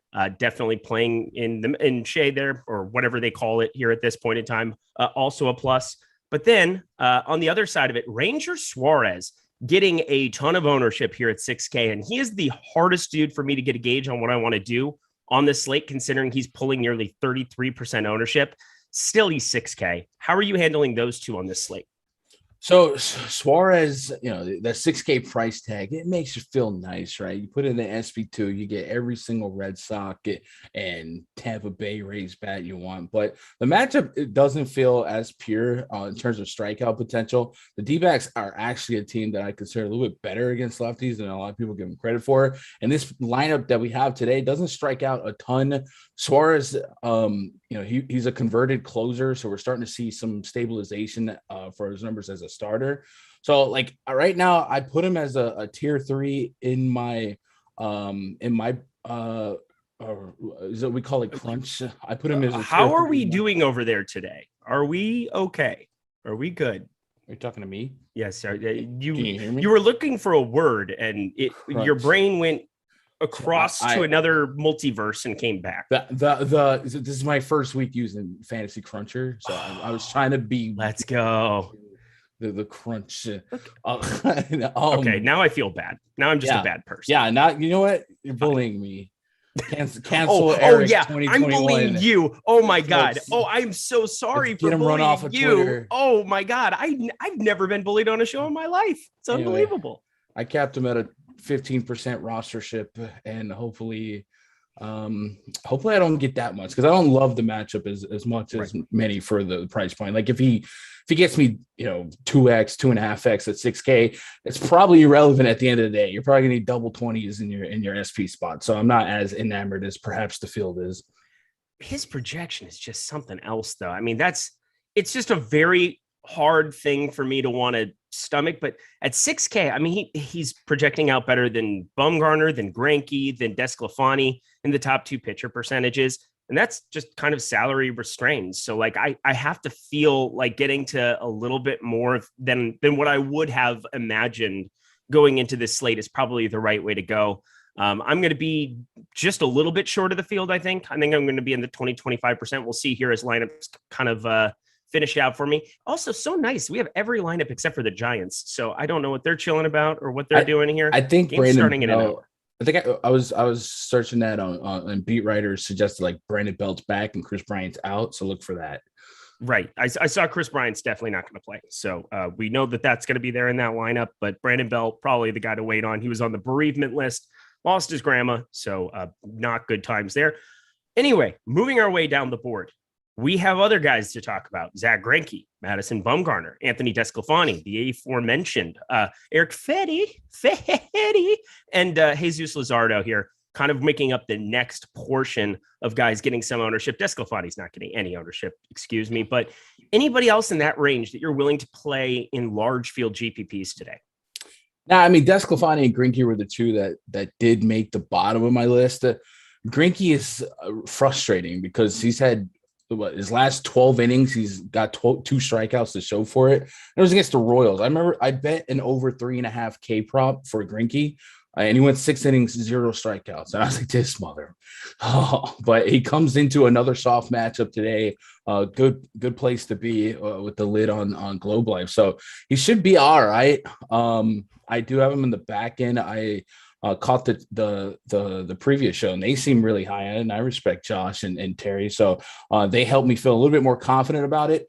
So I do have some exposure at the bottom end of Greinke. Same with DeSclafani. I kind of have a section of my lineups where I'm running DeSclafani and Anderson, but I'm also running Braves and Giants, and just whatever happens there, I'm gonna let it happen and feel like no matter what, I'm above the field, because that game just is like not getting decisions made about it by the field.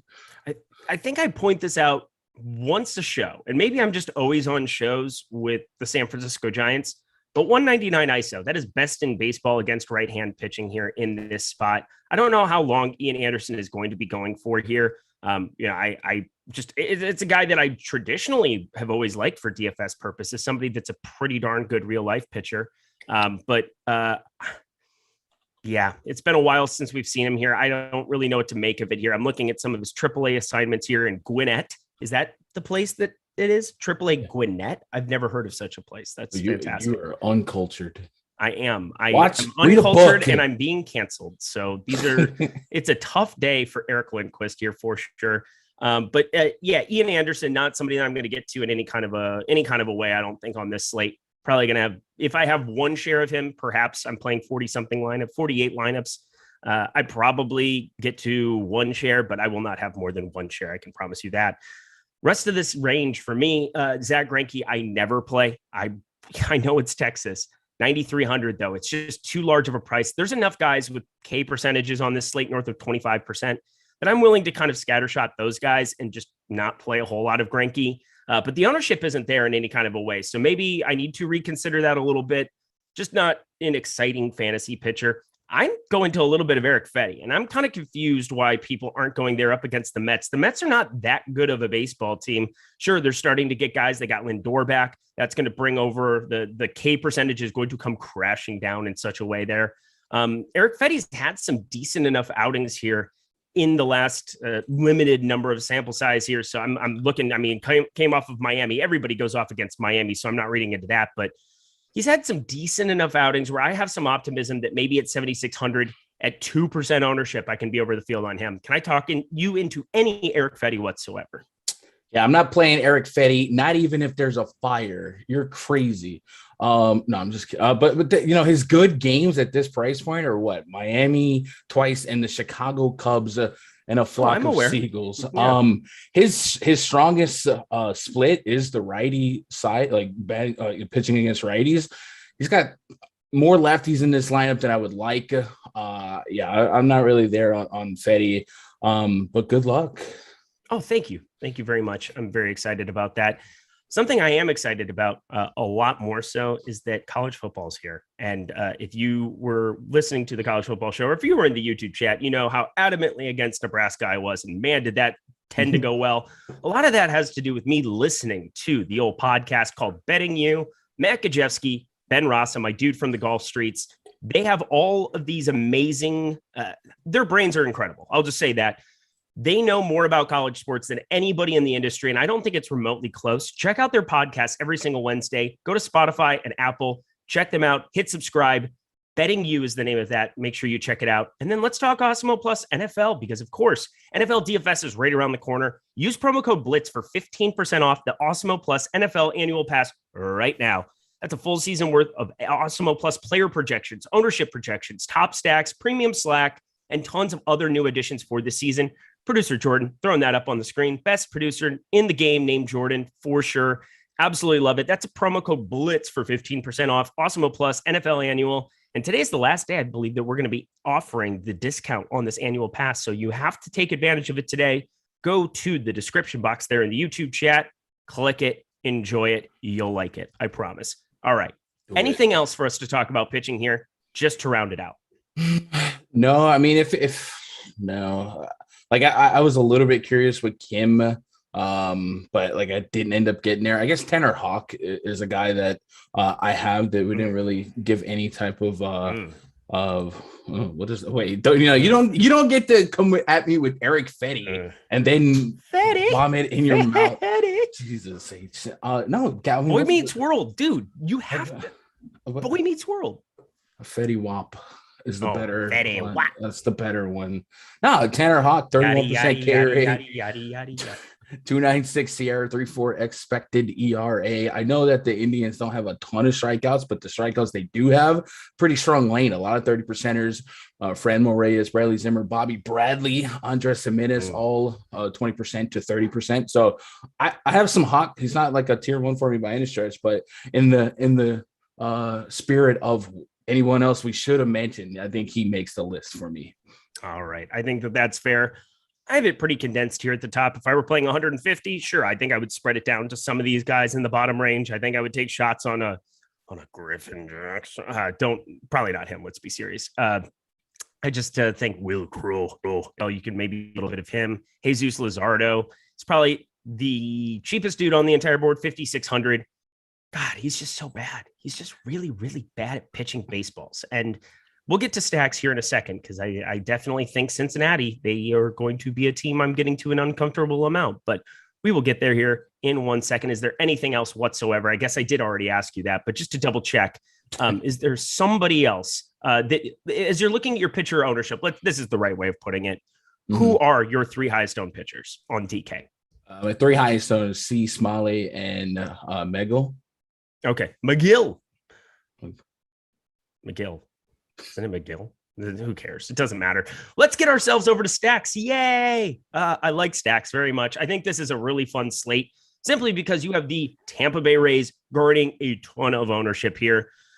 Kind of ridiculous how good this offense is. Kind of ridiculous how good this spot is. You get Spencer Watkins with an S. His parents hate him. That's just the way that it is.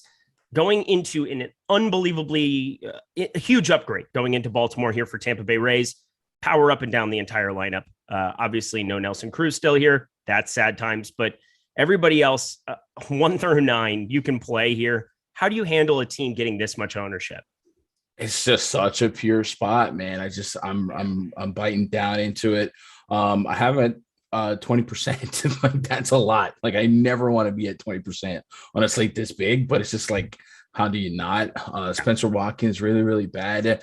I wish that they had more righties in this lineup for the Rays to really, get all of the juice out of Watkins. Poorer split here, but this bullpen for the Orioles has just been Coors Field on a traveling basis. So I'm in on the Rays.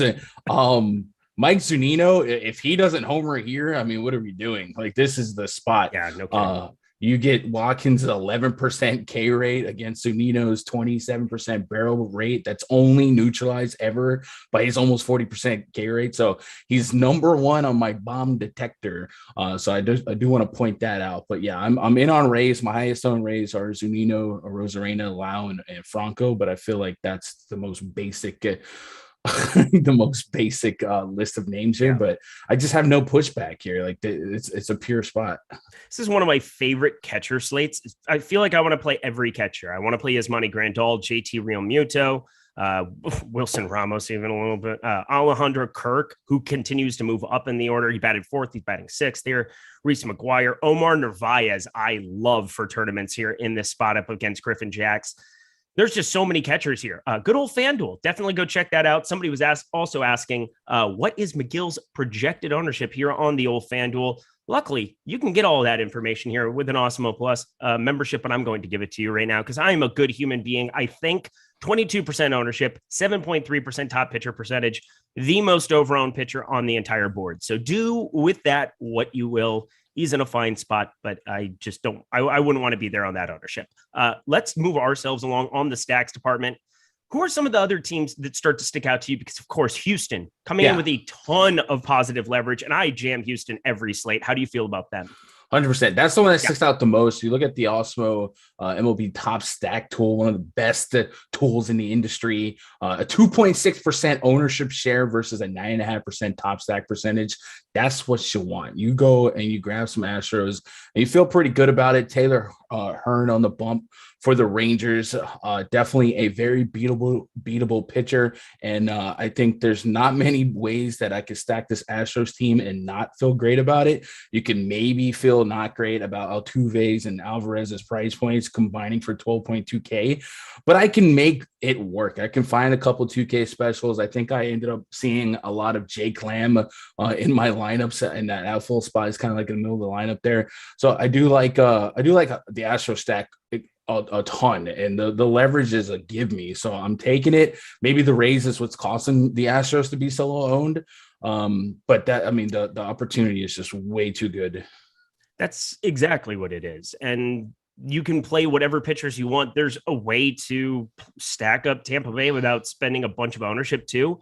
So you're able to just stack them up as the team with the massive team total, 6.2 implied runs here at the moment. That is as good as you're going to find day in, day out without Coors Field, without, a Yankees and Yankees Stadium against the same Spencer Watkins, I would assume would be like 7+. But I absolutely do not want to get away from getting to Tampa Bay, but I think Houston definitely is going to be a team I have more exposure to, which I guess I don't even need that. They're only coming in with 2.6% ownership. You get to 10%, you're 4x the field in this spot. Jordan Alvarez, Lenimus Diaz has been really good since getting back off the IL a month or plus ago. You have Jose Altuve at the top. You have other guys. Kyle Tucker is my favorite dude to play in pretty much tournaments every single day. How many homers does Kyle Tucker have? Is this a number that you obscurely know, or? Yeah, I do. I'm just saying. I'm going to guess 70 or 22. 22 is a good guess. You know what? Because it's 22, you jerk. Yeah. So that's cool. 21. I'm just saying that it's like a shocking number for a dude who's always batting like 7th in the order for this team. And that's a lot of power. I mean, it's like when you're playing Zunino back when he was in the 8 hole, and now, obviously he sticks out like a sore thumb on this slate going up against a pitcher that doesn't strike out dudes. But you get Kyle Tucker in the 7 hole, him, Jake Myers as well in the 8 hole. I'm going to get to a bunch of those two as well, just for tournament purposes. 4.2K is a little bit of an overpay. He comes in very, very low owned, but absolutely murders baseballs on the season. 567 expected slugging. Absolutely love him. Put him with Yordan Alvarez, 546 expected slugging. Texas Rangers, Mr. Taylor Hearn, best of luck to you, sir.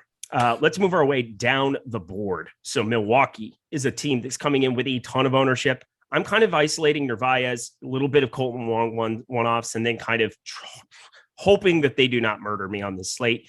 Toronto, another fantastic offense. Haven't been super solid of late. Those prices have really started to slide down, but a decent enough spot. Every spot is a decent spot when you're the Toronto Blue Jays, but specifically against a lefty and Matthew Boyd, who's not very good. So I just want to throw that out there. And against lefties on the season, Toronto, 109 WRC plus 177 ISO. I like them a lot. How about you? Yeah, I think Matthew Boyd is somebody that has an xFIP that's high enough for me to get behind. The Blue Jays and the Brewers kind of feel the same to me, where like every day they seem like they should be good. And the Brewers, I feel like every day I'm looking at high ownership if it's not weather induced and they just don't break a slate. But hey, slot machine mentality here. Edith is not taking my quarters. I've been pumping too long. So give me some Blue Jays here, maybe without George Springer. That's the secret sauce, but there's still plenty of names I can get to. And outside of Vladdy Jr., the entire stack being under 5K makes it a little bit more obtainable to help me go get those double barrel Mile and Cease lineups. Semien is a monster. You talked about Alejandro Kirk. He's 100 above the min price on FanDuel. I've been using that pretty liberally for a 5-hole hitter with an average that high. He doesn't hit for like a massive amount of power, but he's got a lot of high OBP guys in front of him. So I do like his chances at some ribeye steaks. So I'm in on the Blue Jays and I'm down on the Brewers, but I have noticed that I do have a lot of Colton Wong and Garcia and Narvaez were popping for me as well, but I didn't want to commit to like a ton of 4 and 5 ends. Yeah, for me, that's kind of it too. Rowdy Tellez, 2.5K. We've seen some power from him. It's 75 degrees, winds blowing out. It was storming there yesterday. They got the game in, good times. But I think I definitely do want to get to some Omar Narvaez still. The catcher is so good on this slate. I can't remember many catcher slates. I think I like every slate that has Yasmani Grandal on it, period. So it's nice to have him back because generally my DFS blueprint is just play a lot of him as a one-off at catcher and move on with your day. And it generally goes very well. Yeah. And then like there's some catchers at the high end that like JT Realmuto is an incredible spot, but like 5.5K feels like a lot of salary when we have so many viable options below him. So yeah, top to bottom, there's just like something for everybody. Maybe not so much the bottom, but the middle and top. Yeah, I'm with you. I kind of wish I had a little bit more ability to grab some of these catchers on DraftKings, but hey, FanDuel lets you get a little bit different. Kirk also has a great diet and exercise plan. He's like a round ball. That is not what we're going for here. Here we go, Eric, bullying people again. Oh my God. The 300 likes will cancel Eric. Oh my God. Hit the like button. This is not appropriate. I'm not enjoying what you're doing here at the moment. It's very sad. And I do not expect to be working with you ever again here from now on because I'm dramatic and I'm going to just keep talking really fast and I'm not very happy about it. But you know what? We are sponsored today by OddsShopper, and OddsShopper is one of the best tools that you can possibly use in order to shop for lines. It is the best tool in the industry. I don't know why I'm saying it is maybe. It is absolutely the first place you should start. If you have legalized sports betting in your state, if you are somebody who enjoys heading to the old Vegas or the old schmoshmada.com, if you want to go to those kind of places where you can still make wagers and figure out where you need to go, OddsShopper has you covered. Everything for every single line from all of the major books put onto one sheet for you to easily be able to sort, look at, find out, and shop the best odds available every single day for MLB, NFL coming up here, going to be a very, very important part of the process here for my sports betting process. It's so important to be using that and to be shopping. That is how you sustain a bankroll, how you build a bankroll. Looking at that screen, is there anything today, Gundagger? We never really talk about sports betting, you and I, which is sad. Yeah. We only talk about cancel culture, and we only talk about how you don't know Boy Meets World, and we only talk about how your camera doesn't work ever before a show, and we're 5 minutes late every single time. But you know what? Not my fault. Yep, good times. Throwing you under a bus, too. It feels nice, doesn't it? Feels good? No, it doesn't. Is there any sports bet that really sticks out to you today? Because I have one or two that I might want to throw out there, too. So unfortunately, I live in a Stone Age state where I can't easily access sports books that aren't offshore. So I don't get to do a lot. I do most of it, via price picks on strikeout props and stuff like that. But I don't obviously get to bet a lot of money lines and run lines. So I'm very curious to see what you would recommend, though, if I did live in Arizona, newly accessible state. A lot of new Arizonians. I don't know if that's what they're called. They're becoming an Awesemo soon. So who would you recommend to our new Arizona friends? Well, it feels really disgusting and gross because two of the best ROIs. So what you see a lot in the sports betting in MLB, they're pretty efficient lines. But if you head to the MLB Power Rankings plus sports betting model, which is free, it is free over at Awesemo, free 99, the best 99. There are two spots that really stick out as great values. And one is the Miami Marlins. And yes, I said that with a straight face, 10.6% opportunity expected ROI there. Going up against Tyler Mahle, Jesus Luzardo there at home, they're plus 165 that they have there. And then the other one, Kyle Hendricks, who I absolutely hate, Dylan Cease, who I absolutely love, but 220 plus 220 that you're getting with the Cubbies right now. I think that both of those really stick out as spots. I think if you take both of them, I would be surprised not to be hitting at least one of them. And that's a positive ROI on your day. I don't think both of them are going to end up walking out with a win here in this spot. And over the long haul, if you can get positive ROI bets like that, yeah, you're going to lose more time than you're not, but it's expected ROI. You're going to win 42% is the number that we have right now. 42% chance for like even Madison Bumgarner going up against Ranger Suarez, plus 160. That's a great return. So be kind of factoring some of that in. Use the power rankings and sports betting model. Couple that with also the player props tool, one of the best tools in the industry, period, to be able to isolate strikeouts, to be able to isolate home run odds. Combine that with Odd Shopper, and I guarantee you're going to have a great time. It's just how it works. That's my process, and it works. I promise you. All right, let's get ourselves over to some more stacks. Let's round out the board. Atlanta, a team that I love a lot. You get Eddie Rosario. I didn't even know Eddie Rosario played for Atlanta. I didn't know what happened to Eddie Rosario. He just disappeared, and I completely forgot that he existed. He plays for Atlanta, and that was interesting to kind of see. I guess he was in the lineup yesterday, but batting in the 7 hole, Stephen Vogt, Jock Peterson, Freddie Freeman. You've got a number of lefties. As good as Anthony Desclafani has been for the season, this is still a great ballpark, still a great game environment. What are you doing with Atlanta, perhaps?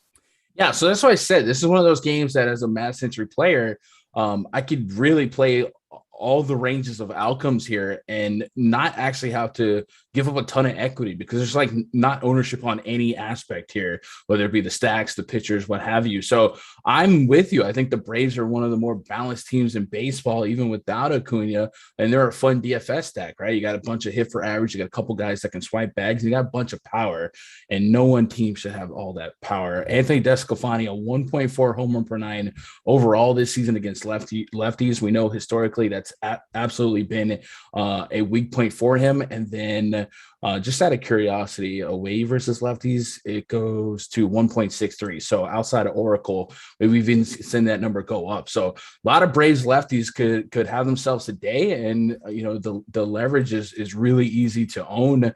We've got them at just a 0.9% ownership share. So 5-6%, and you're probably eating steaks tonight if they hit. I'm just very confused. Apparently, I have 4 burners going at the same time that I am talking, the same time that everything else is taking place. But yeah, I love your takes there. Minnesota Twins. I'm wearing the ball cap. I like the Minnesota Twins a lot as leverage too, but I guess they're no longer positively leveraged. They are now overowned. That's sad times. How do you start dealing? So we'll jump over to individual hitters here. We'll take a look at that bomb detector here in a second, but Byron Buxton is super cheap, under 3K, 2,700 over on DK. That is just a wrong price for a guy that at the beginning of the season would have been one of your contenders for the AL MVP through a month. And how do we handle somebody that is that owned, that is this crazy low priced on this slate? Yeah, I was hoping maybe a couple people touched the stove last night and got burned, right? Twins dropped 6 runs and Buxton's cheap and he has 0 DKP. So, maybe people that are not in our bubble, maybe they think that, but our bubble, we're smarter, we're above it. 2,700, too cheap going against a lefty. A lot of power, a lot of stolen base potential. If you're going to give me 5-6 implied at bats for Byron Buxton, I'm going to play him at sub 3K. no doubt about it. Buxton and like I said, Jay Clam, those are two guys that are being leaned on a lot in my lineups to get me those Astros and those Rays lineups collectively. So no pushback here. Jorge Polanco's a beast as well. And Josh Donaldson, man, I've been watching a lot of Twins games lately. His swing is nice right now, even some loud fly ball out. So I don't mind him being in the mix either. And collectively, the Twins are really economically and fiscally responsible stack. And even Rob Refsnyder, former Yankee great, batting third against the Yankee. Yeah, give me some of that. No, it's like The Office. No, Rob Refsnyder. I mean, I just sure. He's like 2K, isn't he? 2K? Yeah, bare bones man. Batting third, 2K. Yeah, you can play him. He's 2K. Aaron Ashby's a pretty good pitcher. I mean, this is not somebody I want to go crazy picking on. For me, it's literally looking at Buxton and Donaldson and Polanco and like your regulars there. But Refsnyder, 443 expected slugging here, limited sample this season, 44.6% hard hit percentage. I mean, Ashby is going to be good going forward. Only a 244 expected slugging here, 21.4% K percentage, negative 4.8 degree average launch angle in his limited sample size here so far. Extreme ground ball pitcher. Throwing it just again, limited sample size, but I think Ashby is going to be very good going forward. I know because Adam tells me so. So Adam Scherer says so. It's got to be true. That's that kind of the way that it works out. I hope he's having fun building lineups at the bar right now. Let's be serious. That is absolutely 100% what he's up to. Good times. Anything else for you from the stacks department before we move ourselves along? Let's see. Did I have any crazy stacks here? No, I've wrestled with the thought about doing some what the heck hedge stacks against my top 2 owned pitchers, Cease and Molly. And I'm tired. I'm tired of the Cubs dropping 20, bro. Yep. Every night, Patrick Wisdom is like leading this team to 3 touchdowns. But other than that, like, no, I don't really like. I don't think there's any surprise that we didn't cover. Maybe like you mentioned that you have a lot of Reds against Luzardo. I did. I only ended up with a 6% collective stack percentage on them. Words. Oh, I have more than that. Yes, I have 12% of them. It's an uncomfortable number here. Again, we've got a number of places. We've got 22 teams on this slate. Looking at the top stack percentage, it's so easy to just group by leverage and pick out. So right now, Cincinnati, 4th best in leverage here over on the old DraftKings.com. I really like getting to them here in this spot just because not only that, Jesus Luzardo gives up power to both sides of the plate. They put Tyler Naquin in there, no pitching and pinch hitting issue there, 2.4K. I feel like this cat was just kind of back and forth going off and you get Farmer Votto's down to 4.4K. He used to homer every day that ended in Y. So I got to think that we can go back to a little bit more of these guys up and down the lineup. Nick Castellanos, 4.5K. I mean, everybody's reasonably priced. And it cannot be emphasized enough how bad Jesus Luzardo has been here on the onset in his MLB career. So I'm willing to get to both sides of that one. I think, you were one of the top prospects in baseball. You could maybe turn it on here at some point. It's a phenomenal ballpark for pitching, but a 473 expected slugging and under a 21% K percentage with an 11.5% walk rate. I just think that sets up nicely for a stack. Not getting to a lot of one-offs with this team, but I'm definitely going to have way over the field in terms of stacks. So that's kind of my reasoning there. Yeah, it's sound. India, probably a little too cheap at 41. Stevenson, just par for the course on catchers. That makes sense today. Yeah, every single one. So, yeah, I mean, that might be part of why I'm not, is that I'm just a 20-something percent Yasmani Grandal. Baby Yasmani Grandal. Such a fun name to say. It's ridiculous. But I digress. Let's move ourselves along to the bomb detector. The bomb detector, ready to rock. Okay. Tell me, who is going yard at the top end, in the mid-range, and then give me a cheapie that's going yard. I'm taking Tyler Naquin right off the bat, so don't take him. Mike Zunino, number 1. Oh, my goodness. Mike Zunino at the top of the board. That does not surprise me. I'm kind of linked to Mike Zunino because of the All-Star game, probably forever and always, because it's a dude who goes up there, and if you're not striking him out, you are probably giving up a barrel more times than you're not. It's absurd. 537 expected slugging. Completely love that play. Give me somebody from the mid-range now as well. Tyler O'Neill from the mid-range. Tyler O'Neill. Okay, I'll take that one as well. And then I gotta have a cheapie. The cheapest bomb. So technically, the cheapest bomb is number 2 on my detector, and that's Jordan Luplow. But I'm not in love with his batting order. 8th. He might only get 1 at bat against Watkins. Didn't affect Bobby Dahlbeck. Yeah, I mean, okay. If you want it, I take the one example of a 9-hole hitter hitting a double dong and going completely nuclear, but still. Well, I mean that in the sense that like my bomb detector is basically hitter versus starting pitcher.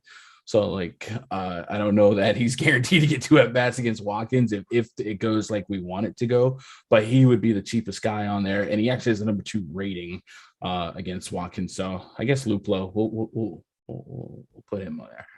I love that. That's all for Butthole Jenkins there, my guy. Where's Minecraft B22 at? I'm right here. Just always burning, always making up accounts while I'm talking. I'm able to magically type and do all the things here. Tank Arquist, best of days to you as well. 8-hole hitters go deep sometimes. Yes, they absolutely do. That's why we play them. And then they're not as owned. And then you get those bombs. And then the guys who are batting first, second, third in the same lineup orders are not going yard, but obviously less opportunity to do so. But when you have somebody with a lot of power there on the back end, specifically the Mike Zaninos of the world, the Bobby Dahlbecks of the world, they stick out as guys to be a little bit over the field on when the ownership is low. Let's go to some individual one-offs here. Let's go position by position. There's a guy once upon a time who's in the old fantasy streets. Well, he's still in the fantasy streets. He's good people, I believe, but he always calls it the Kama Sutra. You go position by position. So this will be fun. Catcher. Who's your highest owned catcher on the board on DK today? I do believe it's Zunino, but I'm pretty spread out. Like I'm not like 50% Zunino. Like you said, catcher is so freaking deep today. It's hard to get away from it. I love Yasmani Grandal. Zunino, I think, is also getting like the double exposure because I am high on the Ray stack, so he's just falling into Ray stacks just by happenstance. But behind him, Narvaez and Grandal. I didn't get to the amount of Real Muto that I wanted, but I think that's price inducive. But yeah, those are the names that stick out here. Eric, question. I don't know what the record is for likes on an MLB video, but I don't usually see this many viewers. So I'm trying to set a DFS world record on likes on an MLB video. Decker, why are you such a team player? I'm just saying, like, man. You're just so kind to me today. I'm totally not a bully and not getting canceled. These are all important things. I just asked where Minecraft was. I don't care. I do not care. He's probably living his life. It's Sunday. I'm not sure. Not everybody's in the MLB streets every day like we are, but that's also why you should be hitting the like button, because we are trying to give you content every single day of the week here. We've got Gun here. It can't get better than Gun Dacker and Eric Lindquist on a Sunday morning. How does it get better? This is like going to church. Not to call myself an apostle or anything, but you might be. No, more guns than roses. Next position, but chat, hit that thumbs up if that was one of the most cringe segues ever. Yeah, I want to see 300 plus. I don't think I've seen that on a baseball DFS video. I don't know. I got 450 last week. Really? What do you want from me? Yeah, absolutely did. On a baseball video? On a baseball wow. vid. Look at this. Jordan Klein backing me up. It happened. It happened. Well, sorry about it. Everybody hit that like button, though. Again, I will stop talking. We will have a moment of silence. Next position. No, this is bad. Bad. Okay, dead whatever. Air is bad air. Bad. Yeah, no, air, it's bro. bad. It's bad. Plus, now my eyes are watering. Okay, first base. Your favorite play? Go. I do have a lot of Rowdy Tellez, Jordan Luplow, as we mentioned, and Kyle Schwarber. So I was actually surprised Schwarber didn't have like a massive rating on the bomb detector, but like humanistic leadoff Schwarber is going to hit 2 homers, right? So yeah. He's leading the charge there for me there, and then after that, it's just people that kind of fall where they fall in stacks.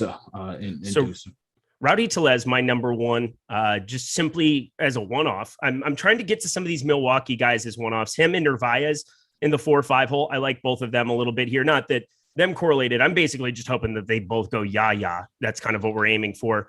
But I just think that he's going to be more of the play. I'm only at 15% Buxton. I'm not sure what that Buxton number ends up getting to. We had him for 25%. I'm just not going to get to the full Monty on him there. I just think Asher is a good enough pitcher that I don't want to, or Ashby is a good enough pitcher that I don't want to go nuts there. So I'd rather go to the Toled side because I just think Griffin Jacks sucks at throwing the baseball. So we're going to go his direction. Second base, Gundactor, go. My first time getting to second base today. Jonathan India Are you planning on doing it later? I don't know. I felt like that was a softball and I had to hit it. Jonathan India at a 406 rating on my bond detector, leading off against a lefty. Yeah, the park's not great, but I do like him quite a bit. Ozzy Albies mentioned him, kind of free leverage in a plus metric spot against Desclafani, who does leak a little bit more against lefties, and then Marcus Semien. So none of these guys particularly cheap. I do think 4,100 leaves me a little bit of meat on the bone at India's upside. And then Jose Altuve is a guy I really, really want to get a lot of. I wasn't able to really make that happen, but I'm still well above the field, which is not saying much because the field is kind of low in the Astros collectively. I didn't play the evening slate last night. Edmundo Sosa put up 38. Yes, this did happen. Scoreboard. Okay, yeah. That's something. I'm not going to play him, but thought that was pretty interesting to look at. That blows my mind and kind of doesn't make me happy. But my favorite guy out of the entire grouping, I like Marcus Semien a lot. Those prices for all of these Blue Jays, him underneath 5K, sign me up. One of the higher dudes in wins above replacement earlier in the season. Again, Toronto's been sliding, but that's going to happen in the AL East. Getting the Detroit Tigers definitely helps things here. I got to think against Matthew Boyd. All of these dudes are in a good spot, and they're coming in a little bit lower owned than what I was anticipating. So I really like Marcus Semien. To third base, we shall go. What looks good to you? Boy, third base, man, this is moving a little quickly here, Eric. Patrick Wisdom has never not homered. So I do have a chunk of him in my non-cease lineups. Past that, Arenado is falling quite a bit.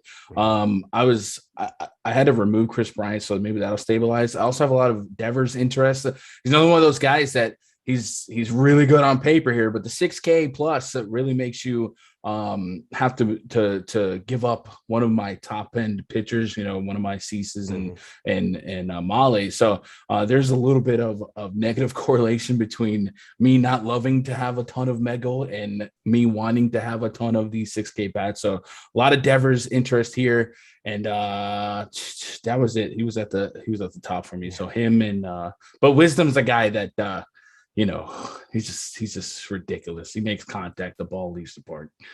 So I have 15% of Tanner Houck. We didn't even talk about him, and he's probably the most leverage you can get out of the top. So he's number 4 in the top pitchers tool. 8,100 Boston going up against Cleveland, 16.4% chance of being a top 2 pitcher. So getting to even 15%, you're 2.5x the field, but J-Ram is J-Ram, and you should play J-Ram every single slate. The guy never doesn't go off. He has speed. He hits the ball hard, 22, 33, 2 of his last 3. I mean, just the amount of upside for him in Devers, it's just impossible at third base because it's a position that I think is just generally weaker than it's been in years past. Maybe it's just getting Arenado out of Coors.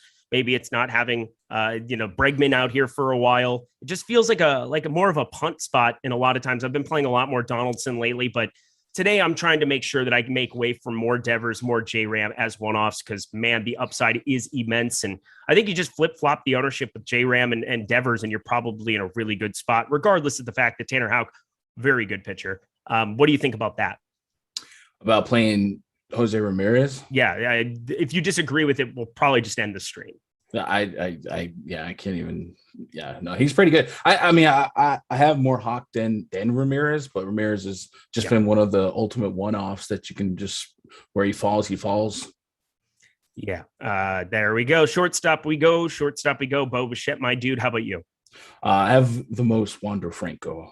Makes sense. 5,400. He's coming in with really low ownership comparably to the rest of the Tampa Bay bats. Let me pull all of them up here. So we've got Mike Zunino, Randy Arozarena, Brandon Lau, Jordan Luplow, all 18% plus. 28% nearly for Mike Zunino. I just think you got to spread out to other catchers when you see something that large. And I love myself some Mike Zunino in a great ballpark against a terrible righty who doesn't get strikeouts. But Wander Franco, only 11.5% ownership is very shocking. So he's one of the guys that I'm incorporating pretty much in every single Tampa Bay stack that I have. Love that call as well. Anybody else to kind of round out that position? I mean, if you do like the Boston stack, maybe you can get some salary savings and maybe Jonathan will arouse you out of the 9 hole. But like that's more of just to turn the lineup over and get in front of Kyle Schwarber and get on base. Wow. All right. 2 outfield we go. Gun. I can't with you. Let's look at the outfield here. Byron Buxton, of course, stands out. I'm going to be lighter just for ownership reasons because there's a zillion outfielders that I would like to play. Randy Arozarena, phenomenal play, but I'm going to be a little bit less on as well, and that doesn't feel comfortable. Kyle Schwarber getting a ton of ownership. I'm at the field actually on him as opposed to the other dudes. 5,200. I don't know. I feel like people might not click on it as much, but now that he's leading off, maybe they will, and I'm just overthinking that. But who stands out to you in the outfield? So I think we've touched on a lot of the obvious ones, O'Neill or Rosarena, guys like that. But does the name Andrew McCutchen do anything for you? It does. Because it should. It should. It does. He's got 12. I feel a certain way. Former Yankee legend Andrew McCutchen. Yeah. His greatest years were definitely with the New York Yankees. It's like 1 week, wasn't it? Something like that. He was there for coffee. He literally had coffee and left. He was like, you know what? He paid his tab and he left. I want my beard back. I'm out.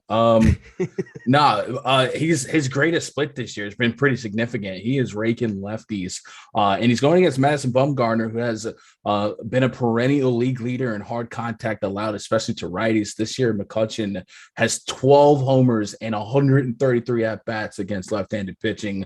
I mean, he's almost double his average versus righties as he is to lefties. He just hits lefties a whole lot better. So McCutchen at 3,900 makes relieves some stress on my salary restraints, and he's 2,800 on FanDuel as well. So I do like him out of that cleanup spot quite a bit. So a couple guys to throw out there from my angle. Of course, Kyle Schwarber, somebody that I'm at the field on. He's one of my higher owned dudes. Luis Robert, or Robert, however one would like to say it. He's just good at baseball. Another combination of power, speed, all the things you want in the old baseball game. He's very good at it. I like McCutchen a lot. I love that call for him. Bader. Nobody cares about that. I'm going to get fired at the end of the show.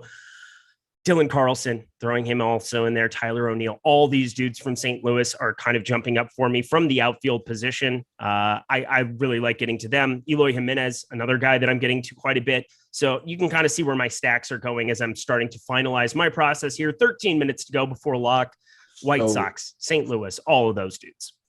So we actually did just get a Giants lineup out. And Buster Posey's not in it. So we expected Bryant not to be in it. Buster Posey's also not in it now. Kirk Caselli is catching. So it looks like you're on this show because I am not helpful. There you are. No, you know, he still matter to some people. Just kidding. No, Buster Posey was at just 2% owned, but it definitely looks more like a Sunday special lineup for the Giants, taking 2 of their better hit for average and hit for power righties out of the mix. Darren Ruff's right there in the thick of it. So like I said, I already had some Ian Anderson.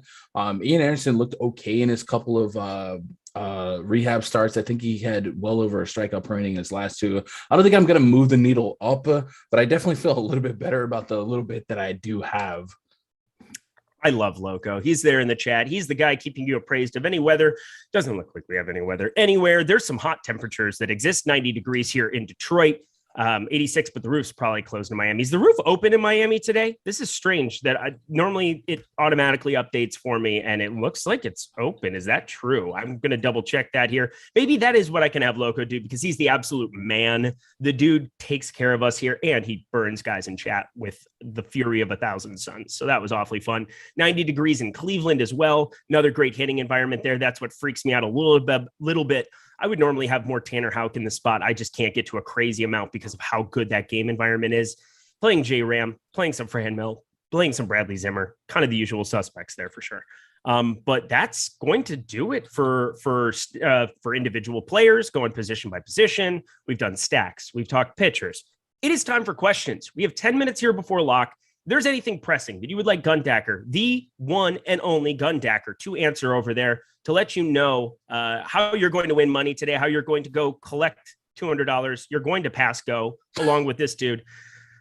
Just put them in the chat there or throw everything into premium Slack. That is where you can get your questions answered 100% immediately. That's just kind of what happens. Go drink a beer and contemplate your existence. You know what? How about we just time you out? How about we let you think in the corner about what you're saying, Street Preacher? And I like you.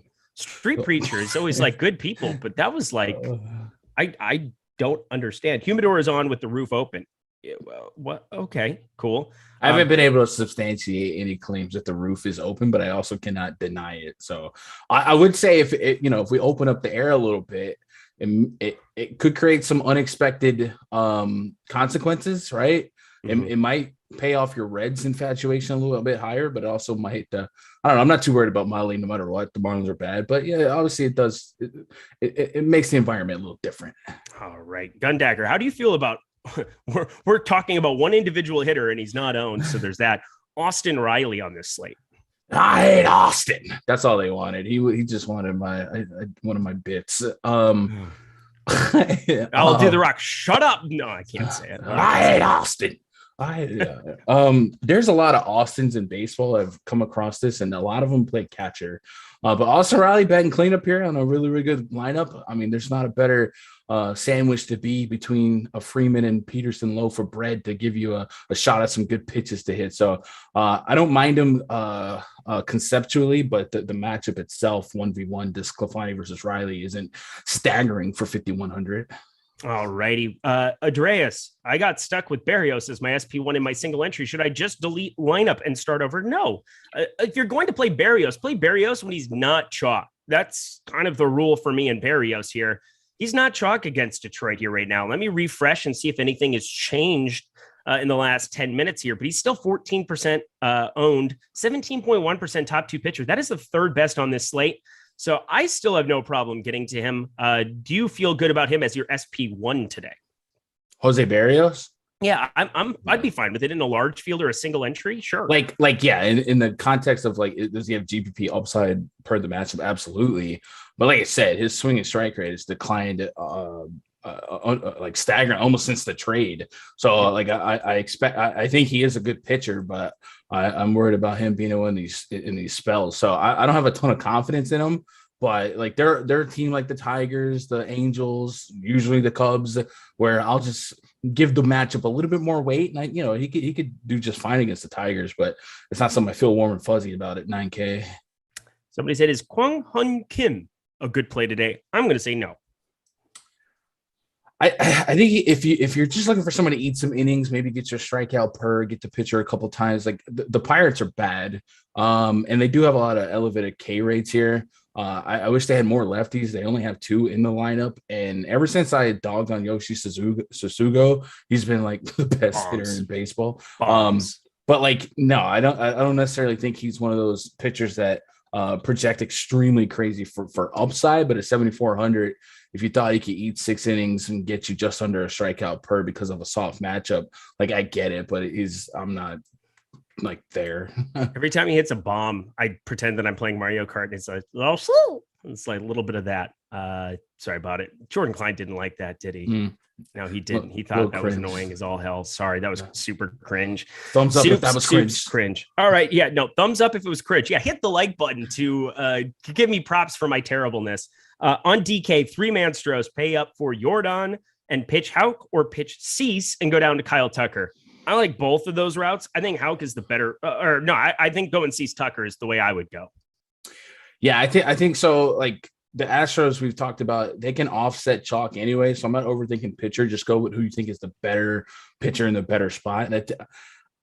I want to believe it's Cease. Like I said, the Cubs have been so annoying the last couple nights. And I'm so glad that Herman Marquez's second doubleheader game was not on the slate because I'd probably be putting job applications in somewhere. But yeah, Cease. Cease is probably the guy, but I don't hate. That's not a knock on Huck, but in a 1v1, I'm on Cease. All right, let me pull up the premium Slack, see if there's anything in there. Give them the priority here. Nope, nobody. Everybody's in the YouTube chat hanging out here for the afternoon. Again, 547 people in here. We've got 5 minutes here before lock. why don't you all hit that like button for us one more time here? If you want to hit the thumbs down button, hit it twice. If you already hit it, don't hit it again. One more time. Hit that thumbs up one more time. That's counter. Just no. I was saying if you hit the thumbs down, hit it again. Double thumbs up. Definitely. Yeah, you double dong that. You double dong that like Patrick Wisdom. That's how you do it. Only 20. I'm not a rapper. Bars, sorry. Chicago White Sox and St. Louis stacks, question mark. Yes, I brought up both. I absolutely love both. That was kind of my outfield exposures that I was kind of surprised to see. Got a little bit more of them than I expected, but that's what happens when you put everything in the wash. You scramble it together. You get some pink socks. That's kind of what happens. How about yourself? Yeah, I mean, I feel like anytime Will Crow gets on the bump, like other teams score runs. And I'm there. Like Cardinals are like the Brewers. I feel like every day they're overprojecting ownership wise, but today it makes sense. Goldie, O'Neill, Arenado, and Yadi Molina all have 4+ ratings in my home run model, and 4 is my benchmark to take note on. So yeah, I could pick on Will Crow all day long, all day strong. Somebody just said 6-man stacks of Astros on Yahoo. Can you play 6 on Yahoo? Can you play? Is he including Greinke? I don't know. That's what I would have to assume. I think it's still just 5 men, but any teams you would 9-man stack today, go. I still would not play Martin Maldonado. So apologies to him and his family, but I still would probably rather eat chalk like I'm going to, rather than like literal actual chalk, than play Martin Maldonado. So again, fantastic real life catcher. I am playing him today and for a little fantasy baseball game. So enjoy his 2 homers from the 9 hole. That's bound to happen here. 4 minutes. Make sure you have your lineups in. I'm going to give Gunn here a minute to kind of go through all of his exposures here, to kind of go through his pitching. I'm going to stall. I'm going to talk very slow. Maybe this is a little filibuster-ish. I just want to give you the opportunity to make sure you have everything in. You've given everybody some fantastic info here today. Did you get everything in there? Yeah, I was pretty well set. The only thing that didn't come out was the Giants lineup, and I anticipated Brian. I anticipated Bell being out, Bell being right in. It was just tweaking that Posey a little bit. So other than that, like I'm pretty well set. Pretty straightforward slate, and I wish pitching was a little deeper. I do feel like in my personal estimation, like it does get really, really uncomfortable after a couple of names. And some of these names that I kind of like as a quirk, like Megill, they're coming with massive amounts of ownership. So I do think pitching could get a little bit frustrating as we go through the slate here, but hey man, that's baseball. So apparently you can stack 6 is what Ryan Nelson's saying. You can stack 6. Yay, Tampa Bay. Enjoy fading that chalk, because 6 of them mother truckers, that's going to be awfully fun. You might want to play a couple of them. Very, very powerful, very, very good, probably cheaper than they need to be here on this slate. So I would expect I would play some 6-mans there of the Blue Jays, because you get the combination of power and cheapness. Go ahead. I wonder how often 6-man stacks is optimal on Yahoo. Like I didn't know that you could do that, but now I'm just about to do a dive on that. I think these are the kind of things where somebody puts one thing in chat and 8 hours later, I'm still thinking about it and working on it and trying to figure out what's the optimal way of doing it. I got to imagine 6, you got to play as many batters as you possibly can in some of these spots, but the number of times that you're going to get every hitter to go off in a lineup is not very high, even in a blowout. I mean, but you're going to see 5 or 6 happen and be a majority of it. And it's so much more optimal to go 5 as opposed to the 4 that you can do on FanDuel. So I would assume 6 would be better in terms of just pure upside. Yeah, throw the blanket over the teams that score a couple touchdowns, I guess. But it seems like more often than not, you're not getting 14 runs, right? So I don't know. I feel like it would be a frustrating process, but I guess as long as it hits 20%, 15%, 10%, you're good at the end of the day or at the end of the year. All right. So we've got all of 40 seconds here left. I'm going to just ask this to Gundacker. If people are finishing their lineups, everybody starts clicking the individual names or they're trying to finish something up really quick. If you could pick one batter based on your lineups to have hit a home run, who are we cheering for today? One batter. You get one batter, period, to hit a home run. You can pick it. So there's not a prediction. This is asking. Yes. What would be the best for my line? It would probably be Jake Lamb. If he homers, that would really help raise the floor across the board for me because I'm using him quite a bit as a value play for a lot of stacks. Amazing. Well, we've got all 4, 3, 2, 1. We are officially at the lock skis. Gundacker, another fun Sunday afternoon here, Sunday morning for me out here. But any final words for the people as we get out of here? Nah, man. I hope you guys crush it, man. This is our last full week without having to worry about NFL research. So enjoy it, man. Make sure you're on the lookout for that. I'm gonna use that as a plug opportunity. Season-long fantasy football and sports betting. You have the Awesemo odds channel, the Awesemo fantasy football channel. I've got a video that's coming out. Top 5 potential league winners here for the 2021 NFL season for your year-long leagues. I can't believe football is just around the corner here. So excited for it. And speaking of football, coming up at 3 p.m. Eastern time, noon Pacific, out here, I will be on once again with Matt Kachevsky. Another show we'll just have off the rails, but he's super staunch and we're going to do the thing because he's super professional as opposed to me, who's a joke. But whatever. Gundacker, absolute blast hanging out with you. But check that out. NFL preseason live before lock. We got a nice 4-gamer. I'm going to get to research on that here while I'm watching a little baseball. But he's Gundacker. He's the man. I'm Eric Lindquist. I'm a man. We'll see you later.